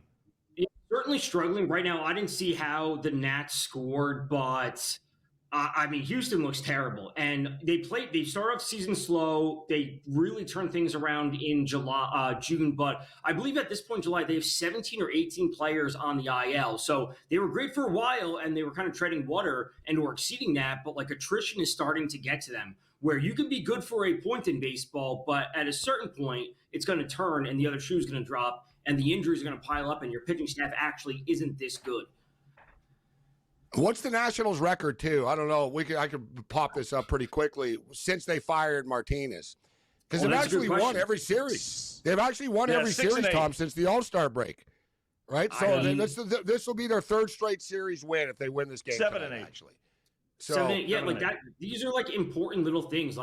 The players have pride, right? And that's really what it comes down to. They know, their season's over. We all know that. They're not making the playoffs. Some of their players are involved in trade talks. Nate Lau, Josh Bell, Mackenzie Gore's name is coming up. The players still have pride to go out there and win. And frankly, backing underdogs in situations like that happens across all sports. Guys, yeah, I want to say this. I'll throw it out there. I think it's an interesting topic, Scott and Tom. In some, like NBA, some teams will tap out. All right, we're getting murdered this year, and the players will just sort of mail it in. And baseball's the one sport. You can say hockey, too. Hockey players, generally, they'll play hard all the time. Baseball, guys, is such an individualistic sport. You could be on a terrible team, Tom, but if you hit 313, you're getting paid, baby. You know what I mean? It's true. It's like, a job. It's like, I don't care. I'm on the Athletics. I'm Brett Rooker. I got paid. Right? You know what I mean? Let's be real. It's a numbers game. None of these guys say, oh, you know what? We're 52 and 100. I want to go 0 for 4 tonight. I don't care. No, they want to go 4 for 4. Of course. That impacts the next contract. It impacts incentives. And if you bet what's better than batting 340 home runs and then free agency and jumping ship to an actual team that you can actually win on? So it is the best of, sometimes it is the best of both worlds where you have a team that's losing, but you actually have players that you can still be backing because you know that they want to be out there. Or the young call-up, Scott, in September, right, on bad teams. Yeah. Suddenly these guys, they're just giving vet teams problems. They're happy to be there. They're gung-ho. Yeah, it's amazing. And really, as bad as the Nationals are, they got a winning record, guys, against losing teams. Now, I know Houston is a winning team, but they're playing like a losing team. So it's like I was telling Gabe, we're going to, on one of these slow weeks, we'll go over some of the crazy numbers around Major League Baseball. They're 21-20 against bad teams. So I guess that tells me they're really not that bad. Or they're not that far off, up. Actually, then. Yeah. So they're not that far away. So they punch down on the totem pole, and they can do that regularly, but punching up is the issue. Right. So, all right. So what any about other in-game live numbers you like? In-game now, things are pretty. A lot of things are lopsided across the board, like 10, 12, or 10, 11 runs, whatever it might be. The one I wouldn't mind would be the Cubs, just because I think they are a good team. And yes, the Brewers are a very good team on the other side. There's no doubt about it. But we're dealing with a close game, and I think the Brewers just put across another run. So it's 3-1 now. Plus 500 for the Cubs, who I deem a good team. I think they've, can go deep in the playoffs. I wouldn't mind backing them. If you have no action, that's the team to back at this point. They have something to play for, not the Braves. 2 quick plays, Scott, I would say. The Blue Jays right now, Scott, plus 215. Runner on first, nobody out. Down a run. Not bad, plus 215, right? They can get this tied a game, get it in extra innings potentially. Yeah. And the Dodgers, I know they blew the 2-0 lead. They're not playing their best baseball, but you're getting plus 400, and they're only down by 2, Tom. That's, it's 2 runs, and you're getting plus 375 right now. So at the end of the day, we're not scared of the Reds bullpen, and Cincinnati Great American Small Park is one of the best hitting environments. So all it takes is a walk and Ohtani coming up, and then boom, you got yourself a tie game. That number is drastically changed at that point. But how desperate are the Atlanta Braves by getting Eric Fetty and putting him into the starting rotation? Fetty's terrible. Season's over. They just need him there to eat innings. He's a terrible pitcher. I've said it for months at this point, years at this point, talking with Donnie on Pro Baseball Today. He's terrible. Aaron Savali's terrible. Miles Michaelis is terrible. Get him out of the league. They're horrible. All right, how about the late games? We'll start with the Rangers and LA Angels. Angels slight favorite tonight, minus 134. Texas with Corbett on the hill, plus 116. Over-under is 9. Where you going on that? I like the Rangers in this. I don't think the Angels are a good team. I think Yusei Kikuchi is a solid pitcher. I know Seager's not in the lineup tonight. I think this is a situation, I call it a bit of a skill shot. I wouldn't be surprised if the Angels' first 5 comes through, but Rangers' full game still comes through. They're playing much better baseball right now, and you get a plus money price on them on Patrick Corbin, who's having this reclamation season. I think they come back and bounce back with a win at plus money. You look at Kikuchi, he has been good at home. We talked about his numbers earlier. So no Seager in the lineup tonight, but Kikuchi, 1.12 ERA at home, whip 1.10. And we brought this trend up earlier, and it caught my eye. The Rangers, 17-32, is road underdogs this season. And don't look now, but the Blue Jays, I think there was just a hit by pitch. They got runners on first and second now. Yeah, nobody out. Here come the Blue Jays, just saying. Yeah, Toronto's in an interesting spot right now. Like we were talking about, coming on before the break. Great series versus Detroit, another good team. I know Detroit has their own struggles. I thought the Blue Jays would come into the series and kind of take care of business against an Orioles team that's, let's just call it, dead in the water. and they get through across the top of the 9 with 2 runners on, like that live money line for the Blue Jays down to a plus 102. So I think they get it done. I think water finds its level when it's all said and done. All right. How about Mets and Padres tonight? Mets blow a 5-1 lead last night. They lose. That's tough. Boy, they were going for their 8th straight win. Minus 126 and Padres plus 108. Yeah, I think Sean Manaea is in an okay spot. I know he doesn't have the longest, or biggest sample size this year, just because he started the year super late. He only pitched his first time when he was at the Royals before the All-Star break. But it's a fair price on the Mets. We need the hitters to come through because Juan Soto and Pete Alonso are slumping big time right now. So if you can get the trio of Lindor, Soto, Alonso to get on base and get moving, that's what will power them to this win. I'm not going to say like I'm banking on Sean Manaea being the reason the Mets win. It'd be their offense coming through. All right. How about Pittsburgh and San Francisco? Verlander going for his 2nd straight win after 16 starts of not getting any. Listen, the Giants don't score. Verlander's been terrible, but what are the Pirates on a 4-game winning streak at this point? 3-game winning streak at this point? So I don't want to back the Giants at this price. An in-game price closer to even money would be better on the Giants. This is just sort of a random broken clock is right twice a day. I figure after Pittsburgh scored 6 last night, this might be the one, Scott, where like Verlander throws a no-hitter in Bizarro world. You know what I mean? Right. It's going to go the complete opposite of what happened last night. But Pittsburgh is hot right now. It's second and third right now for the Jays, 1 out. Okay. Tom, great job as always. Appreciate it. We'll do it again soon. Thanks, man. Thanks for having me.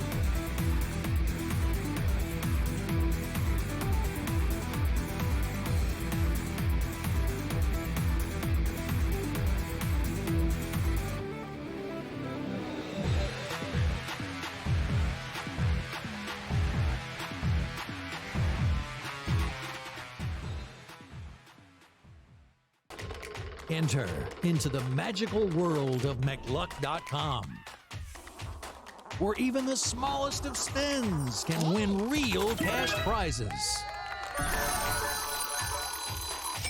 Adventure into over 1,000 of the best Vegas-style slot games. So what are you waiting for? Unlock your free welcome offer today. Join the fun where winners play and players win.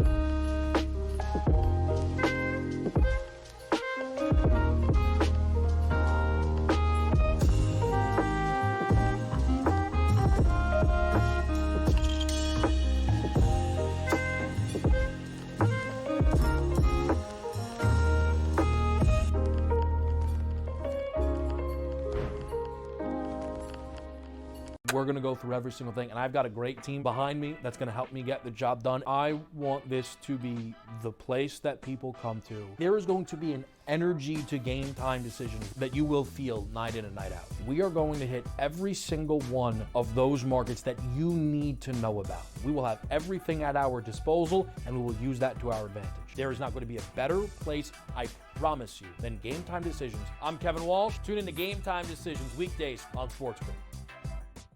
The game is on. The stakes are high. But the action isn't just on the field. He's rearranging that roof. Get it inside! SportsGrid's in-game live. Your ultimate second screen experience. A little flyer, couple of 15.5-point live line. Every prop, every play, every day. Anything can happen. It's complete chaos. It's smarter to be on SportsGrid.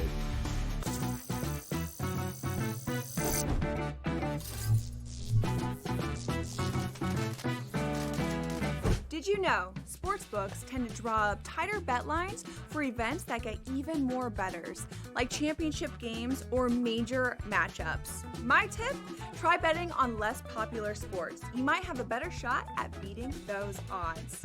Now, go get lucky. See you in Las Pages. Let's get lucky.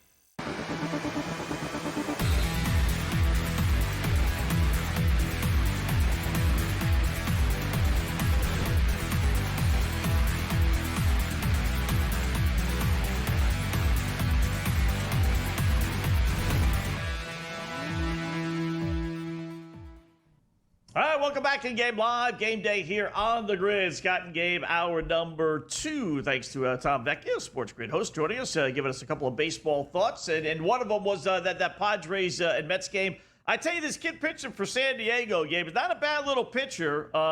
This Ryan Berger dude, he's 1-0 with an ERA at 2.84. He's actually pitched quite a bit, just hasn't gotten any decisions. But some of these are maybe relief appearances, but in the last 7, I think it is, 6 starts, he's given up 3 runs or less in all of them. A couple of 5-inning shutouts, 4-inning shutouts, 2 runs. It's not going to be easy for the Mets tonight. I like San Diego tonight, Scott. We saw the Mets. I know the Mets were hot. They're coming out of San Francisco. It was a wild game last night, and Baltimore just wins the baseball game. They strike out Bichette. Bo Bichette strikes out to end the game. Really, guys, you had first and second, nobody out, second and third, 1 out, and your last 2 hitters strike out. You basically just need to make contact. But that's a ball game there. But we talk about baseball being streaky. Manaea on the hill here tonight, Scott. What caught my eye about this tonight was that San Diego hit 317. That's their the team average against Manaea. 2 guys that really smoked the ball against him. Xander Bogaerts, 7 of 15 in his career. 15 at-bats, 7 hits, 6 RBIs against Manaea. And Manny Machado hits him as well, 7 of 19 in his career tonight. So I'm going to play some total base props tonight, Scott, and we're getting plus money with both of them. Plus 160, Bogaerts, over 1.5 total bases. 1 double, I win plus 160. 2 singles, whatever. Give me, over 1.5 total bases with Bogaerts, plus 160. And Manny Machado's a nice plus 115 for over 1.5 total bases right now. So I'm going to play those, and I think San Diego win the game tonight as well. Yeah, I like the Padres. I'll take a little flyer. You're getting, small odds on the Padres at home. I know the Mets are good, and the Padres are halfway decent, obviously, as well. So, it's a toss. I told you the kid pitching there for San Diego is not bad. So if you want to give me the home team plus odds, play some of those props as well. I do like that. I definitely do. Pittsburgh and San Francisco is another goofy one. You said it, Gabe, before. I don't know how Pittsburgh, there was another shutout, right? We talked about how many shutouts they've had this season. They're playing good, 6-1. I will say their last 7. But San Francisco is playing awful, so you think Pittsburgh would be the play. But, man, are the Pirates really going to be able to win 2 in a row on the road? I think Verlander is going to get the job done tonight. He snapped a streak there. What was it, 15, 16 games of no decisions.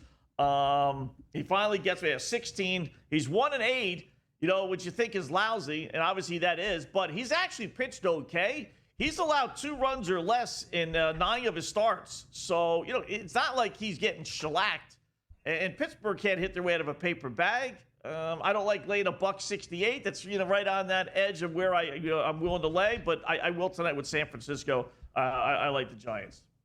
It is the DGen special, but I wouldn't play the Pirates here either, Scott. And it's too bad, actually. I don't know if you recall, baseball always has these new alternate jerseys and this and that. But right, it was about 3-4 years ago or whatever. They came out with the Golden Gate jersey. And no one liked it. Giant fans hated it, and it kind of looked like the Tennessee Volunteers a bit. It was kind of just white and SF, but it had cool clouds on it and stuff. But, Scott, it was one of these weird deals. They wore them, they only wear them Tuesday night home games. And the players loved them. Scott, I swear to God, man, they were 28-6 at one point in these jerseys. It was one of those, wow. Every Tuesday they win at home. Tuesday night home game, they win the jersey. They don't wear the jerseys anymore. So I was going to say, man, it's Tuesday night. It's that blind. They win every Tuesday night home game. It's weird in the NHL. The Canadians, too, the Montreal Canadiens have an Expo-themed jersey where it's the Expo blue, and it's really cool looking. And I think they're 1-9 in it or something like that. And the players catch on to this stuff, Scott. Even pro athletes. Oh, yeah. They're we never win when we wear these. We don't like these. And it starts to get in their head, bro. And the Canadians got into it. The players told them, listen, it's a nice jersey, but we don't win. We just want to wear our white or red. We don't want to wear that. And they were told tough, it's already set in stone, predetermined for this date that the team is going to wear the alternate jersey. But, we talk about trends, but those are fun little trends sometimes that And it doesn't mean you put $50,000 on the trend, but something to keep your eye on sometimes, Yeah. Here's one for you. I can't do it just because I do root for the guy. But Rafi Devers, we know it's been a struggle for him since he joined San Francisco, right since the trade, has been for the Giants. Giants, by the way, 12-20 since that trade. That's 8 What are the Red games Sox under now? 500. They were 9 over, Gabe, before the trade. It's been a 17-game swing. So That's wild. How about this one? Devers under 1.5 hits, runs, and RBIs in 10 straight home games. He just doesn't hit in that ballpark. Under 1.5 is tough because you could just get a base hit with an RBI. There's 2. Boom. You get a home run, God forbid, that there's 2. A hit and a run scored, right? And an RBI. So I wouldn't do Think it, about but that, 10 straight games, he's done nothing in that park. This is where you got to be careful when you overplay your hand, like he did in Boston, where it's like, okay, this is great. You went from one of the most hitter-friendly parks to one of the most unfriendly parks. Like you kind of played yourself, Scott. You know what I mean? Like it's hard to put numbers up in that stadium. Now, you should be better, obviously. For whatever reason, he's struggling right now, and it happens. But that's what made Bonds. I mean, Bonds had to do a bunch of roids to put the balls in the water. How many people do that? You know what I'm saying? Right. That's not an easy, that's a hard stadium to hit the ball out. It's a pitcher's park. Let's call it out for what it is. The Bay Area, Same Oakland was as well. I said this, you're definitely right. I said this about Devers. Yeah, Gabe, you want me to play first base? All right, I'll play first base. I'm going to make 5 errors a game, but okay, I'll try. And then go make the 5 errors a game. And then after 2, 3, 4 games, the Red Sox would have said, okay, we tried, like we failed. in left field. We'll move on. Yeah, like Altuve in left. It's like, all right. Yeah. Yeah, all right, I'm going to butcher every ball that comes to me, but okay, if you want me to go out there, why not? And then I'll go back to being third base. With Bregman getting hurt, it was just silly. That whole situation with the Red Sox and Devers just crazy, really. So, all right, we'll look at the baseball board, the other games. We can come back in-game live game day here on the Grid.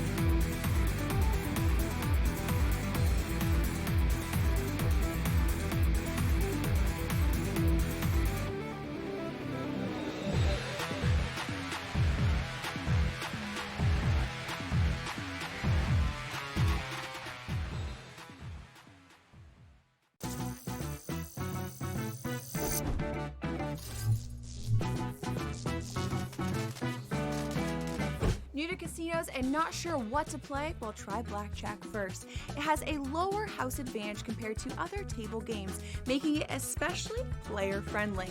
Now, go get lucky. See you in Las Vegas. Let's get lucky. Y'all know where I'm going. And yeah, you can call it Nick bias all you want. I'm taking the Knicks to come out of the East.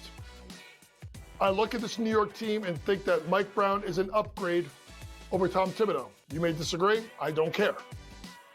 I look at the fact of getting Yabusele and Clarkson off the bench is going to make the Knicks more dangerous. Betting above the rim, only on SportsGrid. Tiger used to really annoy me because all he did was win, and I was like, gosh, I just want to see some drama. I want to see Phil challenge him. I want to see some magic down the stretch and have Tiger pull it out in miracle-like fashion, like Rory just did at the Masters, when something is really compelling like that. Scotty sucks the drama right out of the golf tournament as well. He just doesn't do it with all the panache. Game time decisions, only on SportsGrid. He was already doing the dusting of the spot of where this one was going to go after Augusta this year. And the players, he's had this insane start to the year. We won 3 times. Surely Scotty Scheffler isn't going to have a resume by July that's going to be way better. It's just, there's no way. But here we are. It's Scotty Scheffler with 2 majors on the year. The Smiley Show, only on SportsGrid.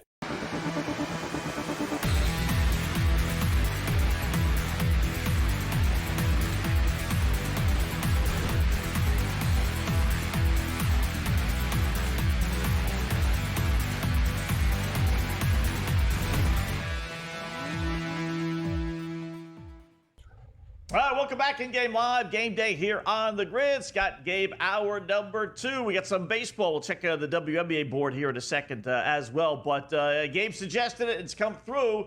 Dodgers down 4-2 a moment ago. Said grab LA plus the 4 and change. And Gabe, they have tied it at 4. So not bad. As they still actually they just finished up the top of the 7th inning. So bottom 7 they go. Still getting odds, oddly enough. The plus 106 in Cincinnati is plus 136, but plenty of room to hedge or middle it if you wanted to do something like that. But bottom line is you got a tie ball game and you're holding on to a nice little ticket there with the Dodgers. That was just too big of a price against the Cincinnati Reds. Yeah. Especially with that much baseball left, plus 400, plus 375. And as we talked, a bloop and a blast, and you got a tie baseball game. And here we go. We got a tie baseball game right now, right back at 4. So, and that's when, you grab you if you do the in-game sort of, I don't know, you want to call it the arbitrage style. But, some people don't mind the smaller units, but you have bigger units, Scott. I mean, boom. You got the Dodgers at plus 400 right now. You wait, and then boom, you grab the Reds again at plus money, and you walk away a winner no matter what happens. But love doing it in hockey as well. I find there's an overreaction in hockey when teams are down by a goal. Huge. You get you get the other team at like plus 250, plus 350. Scott, it's like they're down by 1 with 12 minutes left. I'm getting plus 300. They can tie the game. You're like, easily got a next shot. And in modern baseball, you and I have been around a long time, fortunately and unfortunately. But remember, 25, 30 years ago, you're watching a baseball game, and like when the Dodgers were up 5-0, you felt pretty good about your bet, right? Remember in the old days, you'd be like, there's comebacks, but not like the modern era, Scott. Like nowadays, bro, 4-0 means you know what I mean? No, I'm just saying, I remember when I was a kid, 40 years ago betting, and the baseball team would be down 5-0 after the second inning. I'd be like, oh my God, I'm done. We're in big trouble. We're going to lose. Now it's like, whatever, dude, don't worry. It'll be 4-4 in a couple of minutes. It's like a different era now, Scott, where if a team is down by a couple of runs in baseball, who cares? Like if you get plus money, you got to jump on it. Yeah, I remember when I was working with the Islanders, as many moons ago, right? But they would give out, the NHL would give out teams' records after 2 periods. I'm sure you can find it even now. And I'm telling you, Gabe, every team was like 25-3, 25. If a team lost 5 or 6 games heading into the 3rd period leading, it was like a major thing. But nowadays, no. I mean, nowadays you get 2-3 goal comebacks all the time. I've said this, I know you like hockey and I like hockey. I think hockey, they give you the most money on an underdog that is more than willing to come back and win. I mean, it can be 1-0 5 minutes into the game, and they're taking a pick'em team and giving you, plus 2 to 1 because they're down 1-0, God forbid, the first period. So yeah, the hockey in-game betting model has always fascinated me, and I think it is advantageous to the bettor.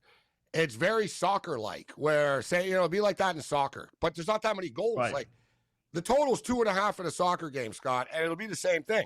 Like a team that's let's say they're minus 125 in a game. They score a goal, suddenly they're like minus 500, minus 450. Yeah. It's only 1 goal, right? The other team can easily score on the, It's not like, oh, we're down by 3. It's 1 goal. And in hockey, they do sort of the same math. The other best sport for in-game betting, but you can't fake it. Like, you have to know the sport is UFC, MMA, Scott. Right. The computer has a very, it's when we're betting in-game against baseball, we're betting basketball. It's 100% a computer model, right? It's AI. It's a computer model. They run a simulation 10 million times, and that's the score. Exactly. They can't do that, Scott, for a fight. You got 2 dudes in shorts kicking and punching each other in the face. You know what I mean? The computer, can't do anything about it in game. They don't know. They don't know the guy's in an arm bar. They can only throw in so much before the fight. But MMA is actually one of the only sports still that's done by a human, Scott. Where there's actually a guy. Fight, I'm sure. Yeah, and so, but in-game, I wasn't online, but I watched it. I mean, he was about to get destroyed in the first round. Then he was about to destroy the other dude in the second round. I mean, the line must have flipped like crazy for that fight. Yeah, they flip. And also, which is crazy, is the in-game traders, Scott, get influenced by Joe Rogan and Cormier and whoever the announcers are. It's crazy. Sometimes it'll be like, you got to do a double take. It's like, are the odds makers watching the same fight as I am? Because the guy that's kicking ass is plus 250 right now. Like, right? And then you kind of second guess yourself. Don't. Like, just say, no. I'm taking a guy that's winning the fight right now. Yeah. Football talk. Futures coming up next.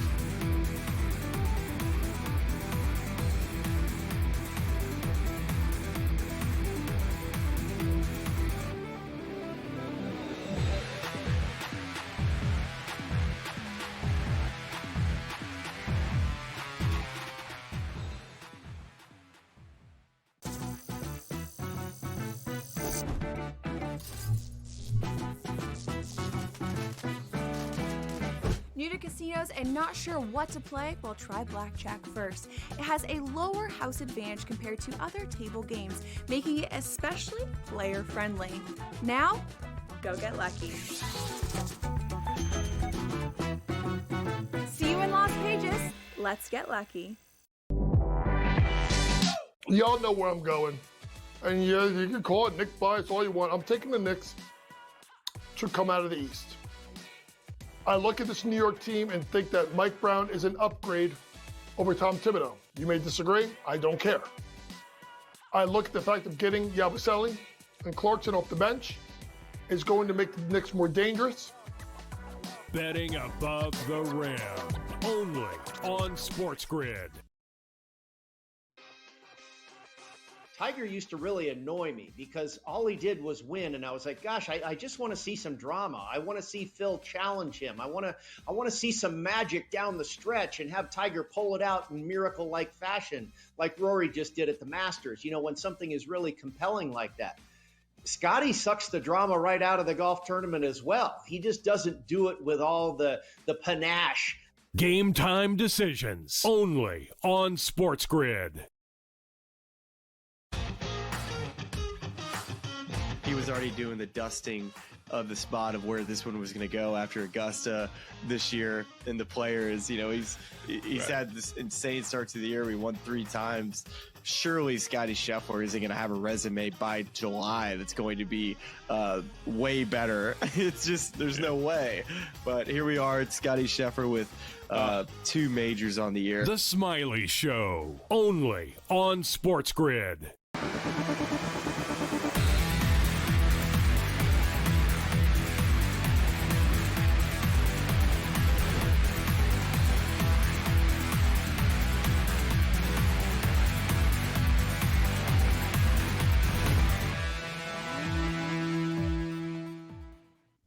All right, welcome back in Game Live. Game Day here on the grid. Scott and Gabe Morency till 10 p.m. Eastern time. We got a little baseball, a little WNBA. We'll talk some futures here with Loud Esmond as he joins us in just a couple of moments. A little NFL talk with him. So back to the baseball board here in a sec. Just picking up on that conversation. This is a good example. I will say this about, in-game live betting, which is obviously what we do. But it is all geared towards the underdog. Like, you can't bet a favorite. It's not even worth putting in a parlay. Like the Yankees, they're up 6-4. Right? It's the 8th inning, albeit now bottom of the 8th. But they're 40-1. You can't put that in a parlay. I mean, they don't, it's worthless. So it's either basically the underdog or nothing when it comes to a lot of this stuff. So the benefit is you get good money with the underdog. The downside is you can't bet the favorite. You forget about it. The guy that wants to bet a team that's leading 3-1 in the 4th inning, you're going to have to lay 7-8-1. And again, you can't even put that in a parlay to really benefit you. No, I agree. And it also doesn't mean that you take every underdog just blindly either, guys. Right. But, you go through the board and it's just sort of common sense. Look, the Blue Jays, and I hate to say this, we'll bring Loud in a second here, but I hate to say this, Scott. I hate when people say it. When they lose a bet, and then after they say, it was a good handicap. It was a good bet. Well, it wasn't a good bet if it lost, right? Yeah. It wasn't. It's that simple. But, and now I'm going to be hypocritical and say it, but when we saw the Blue Jays, dude, they were down by 1 run. You're getting plus 215. Scott, they had runners on 2nd and 3rd with 1 out. Like, they should have cashed in. They should have cashed a ticket, at least sent the game to extra innings. They didn't. But, I thought that was a good look. The Dodgers, such a good team. Only down 2. I could see them coming back. They have. Doesn't mean they're automatically going to win the game. But there's sort of situational spots on the board every night. And, of course, too, if you want to be super aggressive, guys, you really can. You've got to sit in front of the screen all night, and you got to click away. But, Scott, you can get plus money on both teams in a lot of these games if you're patient. Just point blank, and just squeeze out profit and move on to the next one. Yep. Basketball, NBA, especially, but both and college are really good for that. They're really, really good. So, is Loud available? Do we have him? You hit? Oh, there he is. All right, there you go. HitThePick.com is his website. He's got a YouTube channel as well. Hit the Pick YouTube channel. Loud Esmond. What's going on, Loud? How are you tonight, bud? Well, I'm a big football bettor. That is my favorite thing to do. Football, a little bit of hockey, a little bit of baseball, a little bit of horse racing, but I'm known as a football guy mainly. And by the way, I want to make an announcement to Gabe here, since I used to be a Raiders fan until they ran Derek Carr off for nothing, who was my favorite player, and it just broke my fandom of the Raiders. So then I was a fan of the Saints. Well, he's gone from there now.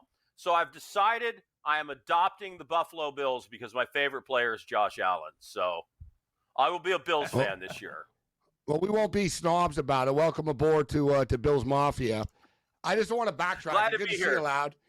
But I want to backtrack. And Scott, I think of all the things the Raiders have done over the years. I just can't believe that, like, getting rid of Derek Carr would be like the line in the sand. You know what I mean? Yeah, like, that wouldn't exactly be. That's like you as a Dolphin fan saying, they got rid of Tua. I'm never being a Dolphin fan again. Yeah, It's like, Loud, I don't want to be a jerk. He wasn't like Ken Stabler for you guys or something. No. I've got friends. Jim Plunkett I've here. got friends. I've got friends in the Central Valley and family, and they're big Fresno State fans. And that one side of my family is cattle ranching and farming from the Central Valley in the Fresno area. So that's where it started. So we'll just leave it there. I know everybody else gives me crap about Derek Carr and my fandom. So there we are. Well, Josh Allen's from the same area, actually. People don't realize that. People think Josh Allen, Wyoming, cold, and Buffalo, cold, Scott. He's actually from, technically the Bay Area, but not really. You know what I mean? Sort of that same pocket around the Fresno area and stuff, which incidentally, I'll just throw it out there quickly. If there's ever a year, and we've been around forever, and we always find some years I'm like, that Bills, what are you getting your hopes up for? And other years I fool myself. But the last ever year at that cursed freaking stadium on the burial ground, Josh Allen's technical hometown Super Bowl. I mean, if this is it, this is it. Give me the Buffalo Bills and the Detroit Lions in the Super Bowl, Loud and Scott. I'll throw it out right now. Let's go. What do you think? All right, well, let's talk some. I don't think so. No. I think the Lions are going to have some difficulty because they're replacing both of those coordinators. And I've got, I'm talking NFL futures here, and I've got the Chiefs getting home field advantage again. I've broken down every team, every schedule, and I have an over and under on the YouTube channel at Hit the Pick for every team. I've got 2 more to go. I'll finish up on Thursday. But I want to talk about the Chiefs first because they got an absolute gift from the scheduling gods. They have a high over-under number at 11.5. But let me point something out.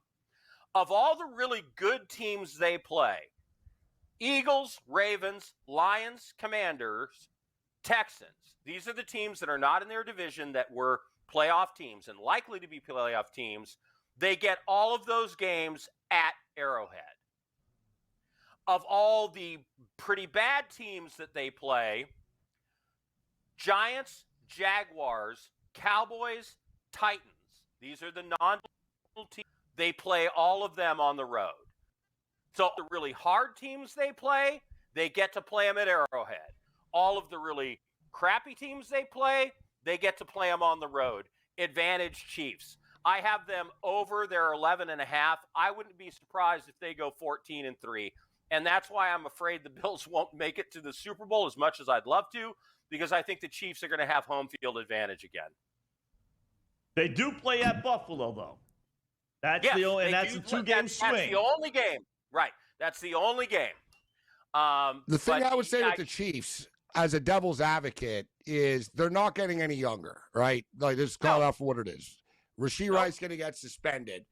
But to me, and they're still, I'm not going to underestimate them because they always freaking find a way to win. Like, let's just call it out for what it is. They keep getting back to the Super Bowl and, winning the AFC for the most part, with the Bengals the exception. But my take, Scott and Lau, would be that division has been pretty bad over the last couple of years, right? The Chargers, mediocre. The Broncos weren't very good, Scott, right? And the Raiders are the Raiders. The Broncos are good now. They have a good defense. They're coming on. Like, I don't think that, like, suddenly they're not going to be good this year, Denver. I think they're going in the right direction. I underestimated Sean Payton. And I think Harbaugh's a winner, and I think the Chargers are going to be better this year. I think they're going to keep on climbing and get better. So I would just say, Loud, what are sort of automatic division wins in the past might not be so automatic anymore. No, but even if they split with everybody except the Raiders, and let's face it, the Raiders will stink. They're still around 12 wins, 13 wins. Because the way that I see the schedule breaking down in terms of all the teams that are really good that they play, they get them at Arrowhead, and they just have a huge advantage there. On the other end of the spectrum, a team that got completely screwed on the schedule, let's talk about the New York Giants. Of all the teams that they might compete with, the Saints, the Bears, the Patriots, the Raiders, the Broncos, not so much. The Vikings, because we don't know J.J. McCarthy. Those teams, they play all of them on the road, and here's their home opponents. Cowboys, Chargers, Eagles, 49ers, Packers, Commanders, Vikings. And that's tough. They have a really tough schedule, and I'd be shocked if they go over 5.5. So I'm under on the Giants. I am over on the Chiefs. Over 11.5 on the Chiefs. Under 5.5 on the Giants. I'll come back next week and I'll give you some more. All right. I do look at that schedule and I wonder aloud, how is that a last place schedule? You said right. Whether it's home or on the road, man, that's a tough schedule for the Giants for a last place team. And it's the exact reverse of the Chiefs. Every bad team they play them. They play them at home. Every good team they play, they're on the road. Crazy. Yeah. Lions are like that as well. HitThePick.com and Hit the Pick YouTube channel. Check them out. Thanks, Loud.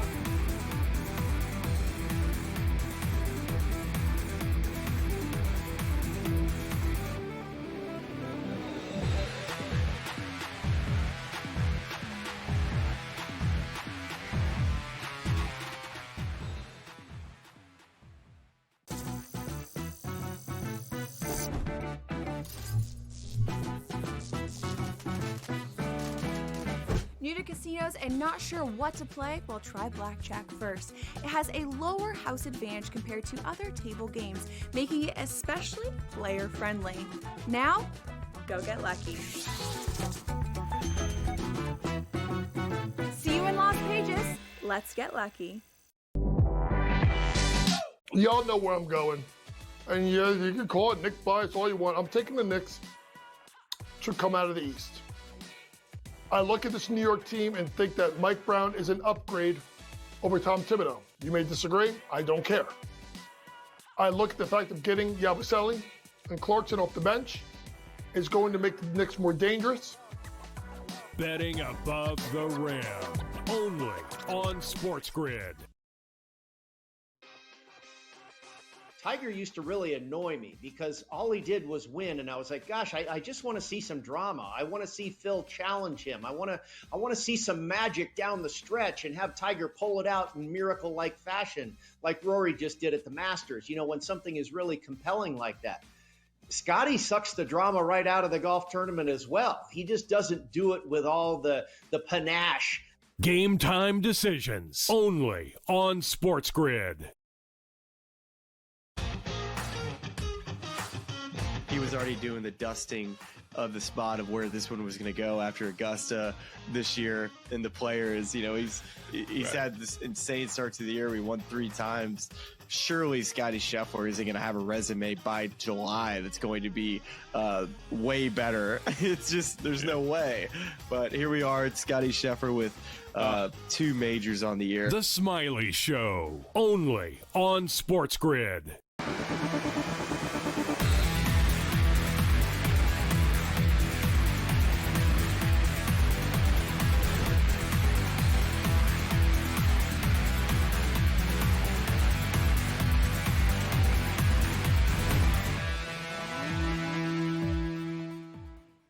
All right, welcome back. It is In-Game Live, game day here on the grid. Scott and Gabe closing up shop in about 15 minutes or so. Just to follow up on some of that football stuff, Gabe, the one thing, I like Detroit as well. I really do. I think the two teams, people are kind of jumping off the bandwagons because of their last performance. And I get it. Kansas City, a lot of people after seeing them get trashed, jumping off.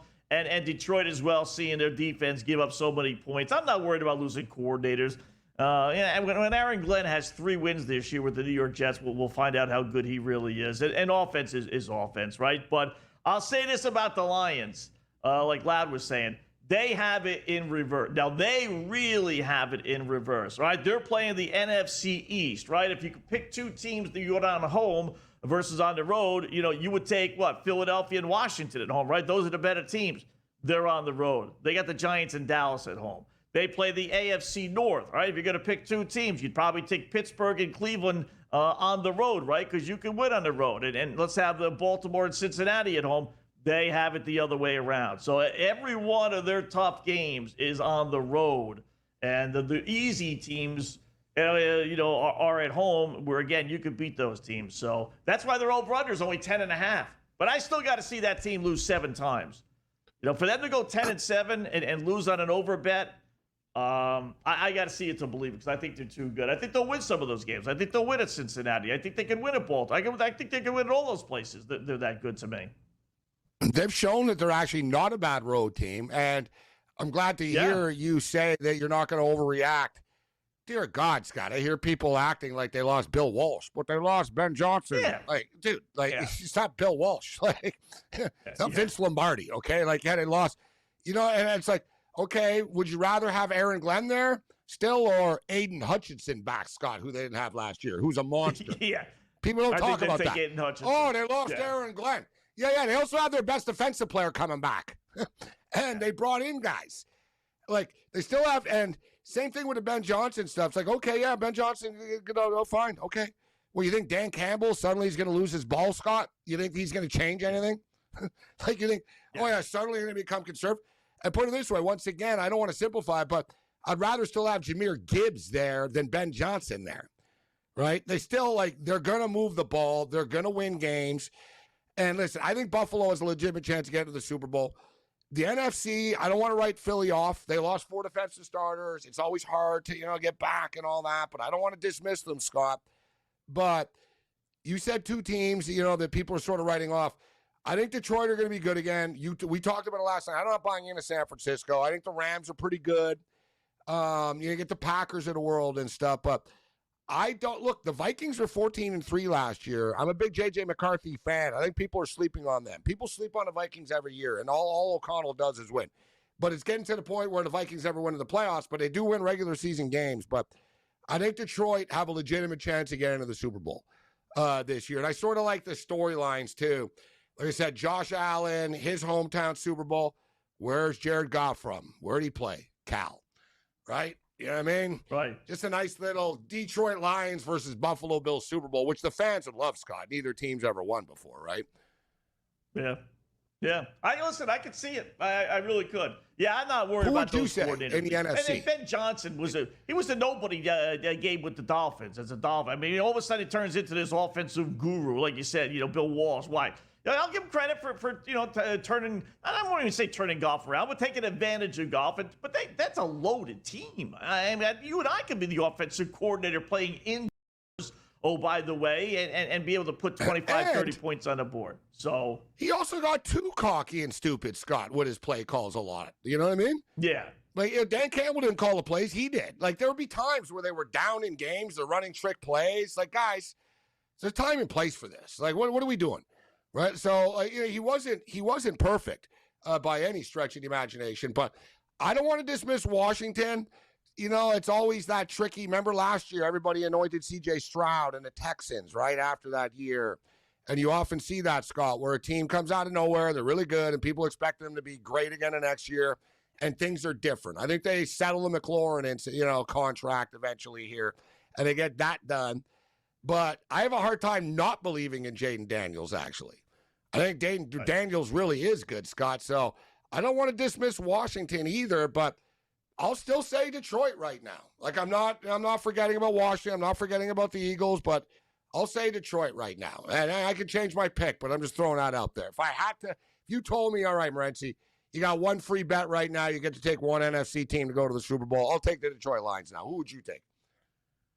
Out of the NFC, I would go back to Philadelphia. I would. And then if I wanted to do a little flyer, it would be LA. The problem with me with Detroit is that schedule. Whereas I think they'll get over the 10.5. I think they'll win the division. They may also have to play 2 road games in the postseason. That's going to be tough. So I think it's and that do they schedule win in the that's gonna cold kill weather them. too? You know, it's just I know it's cliche to say. Outdoor It's crazy team. it's a team for Detroit. Yeah, exactly. Like if they have That's to the go only into a thing. cold Washington or a snowy Washington or a Philadelphia, etc. I get it. I like the Rams too, Scott, but can Stafford stay healthy? I know Garoppolo's the backup there now. You know, Stafford sort of hasn't he? I thought he was done a couple of years ago. He's played better than I thought he would. Me And too. he still plays he's played at a pretty high level, but, maybe he will until he doesn't. You know what I mean? Right. And that whole romancing other teams thing I thought was very strange. Why would you're a win now team and you're Hampton and Najee Harris, very intriguing, but the ADP, I think, on both of them is slightly off. Fantasy Sports Today, only on SportsGrid. Eric Skubal, another incredible performance. I mean, almost going 7-8 innings again, striking out a ton. I mean, I kind of felt like the Tigers really wanted that win. There's a bit of narrative to it that people like to buy into, or kind of, I don't want to say push a narrative, but the fact that he's doing what he did last year but better and is now in a spot to repeat, like there's something to be said. Newswire, only on SportsGrid. Shamar Stewart is having troubles before he even plays a snap. And he's seeing what's happened to the stars of this football team, by the way, right? The Higgins stuff wasn't super smooth. The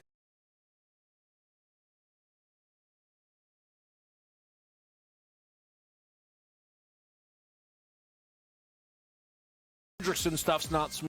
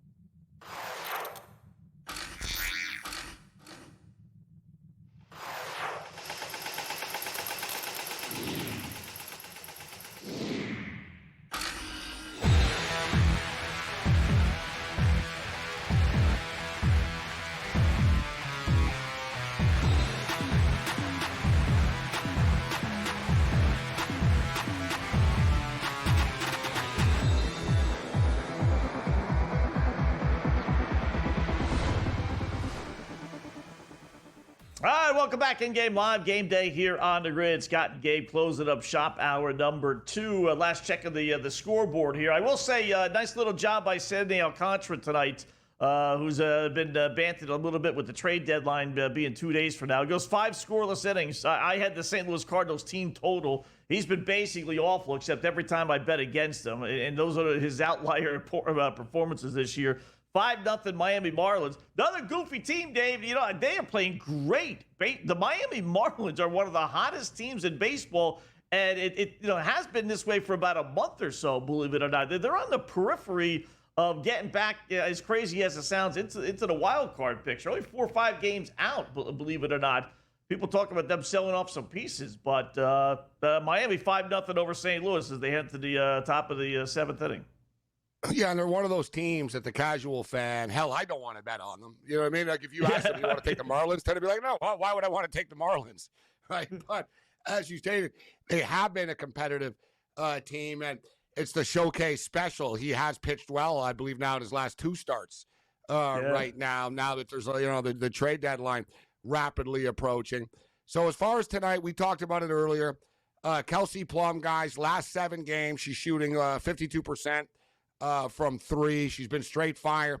Literally 7 straight games, guys. She's had 3 or more 3-point shots made. We had Coach James Young on earlier. He thinks it's going to be a higher scoring game tonight with the Sparks and Aces. So give me Kelsey Plum over 2.5 3-point shots made. And I don't mind her over 17.5. I think she's going to score tonight, but I think my best bet is the 3-point shot. I'll go over the number.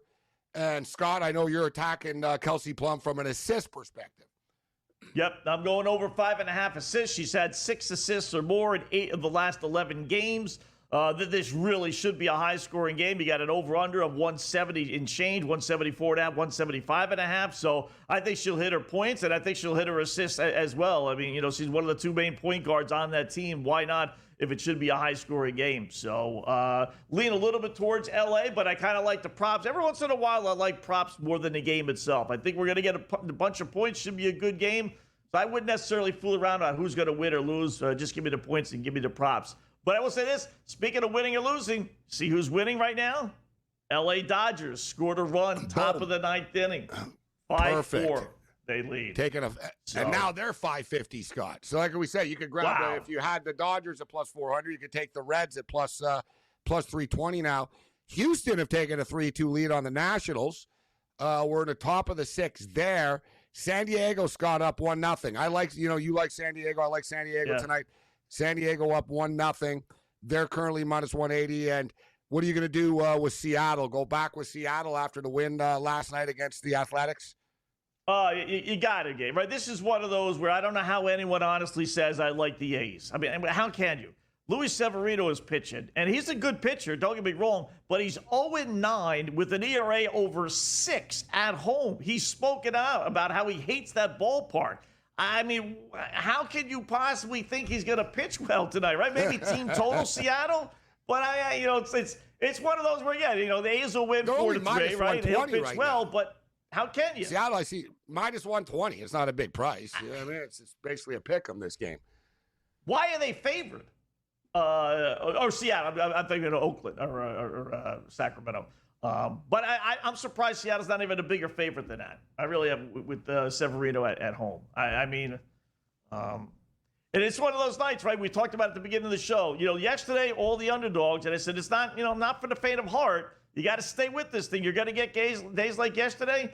And now today, if you think about it, the monster favorites, have all won. The big favorites. Philadelphia wins 6-3. Colorado loses. Cleveland wins 10-4. So you're going to have games like yesterday, and then hopefully you got to persevere through it, and you have good games, hopefully like tonight, Gabe. So, and there's nothing worse, Scott, than the getaway days that are now the Wednesday, the day games and stuff. Those are tough to bet on. Those are random. Underdogs are pass. Yeah. Yeah, I stay away from those. I really do. Or it's the underdog. You said it. So, Gabe, great job as always. In-game live game day. We'll return tomorrow night. Hopefully you guys will as well.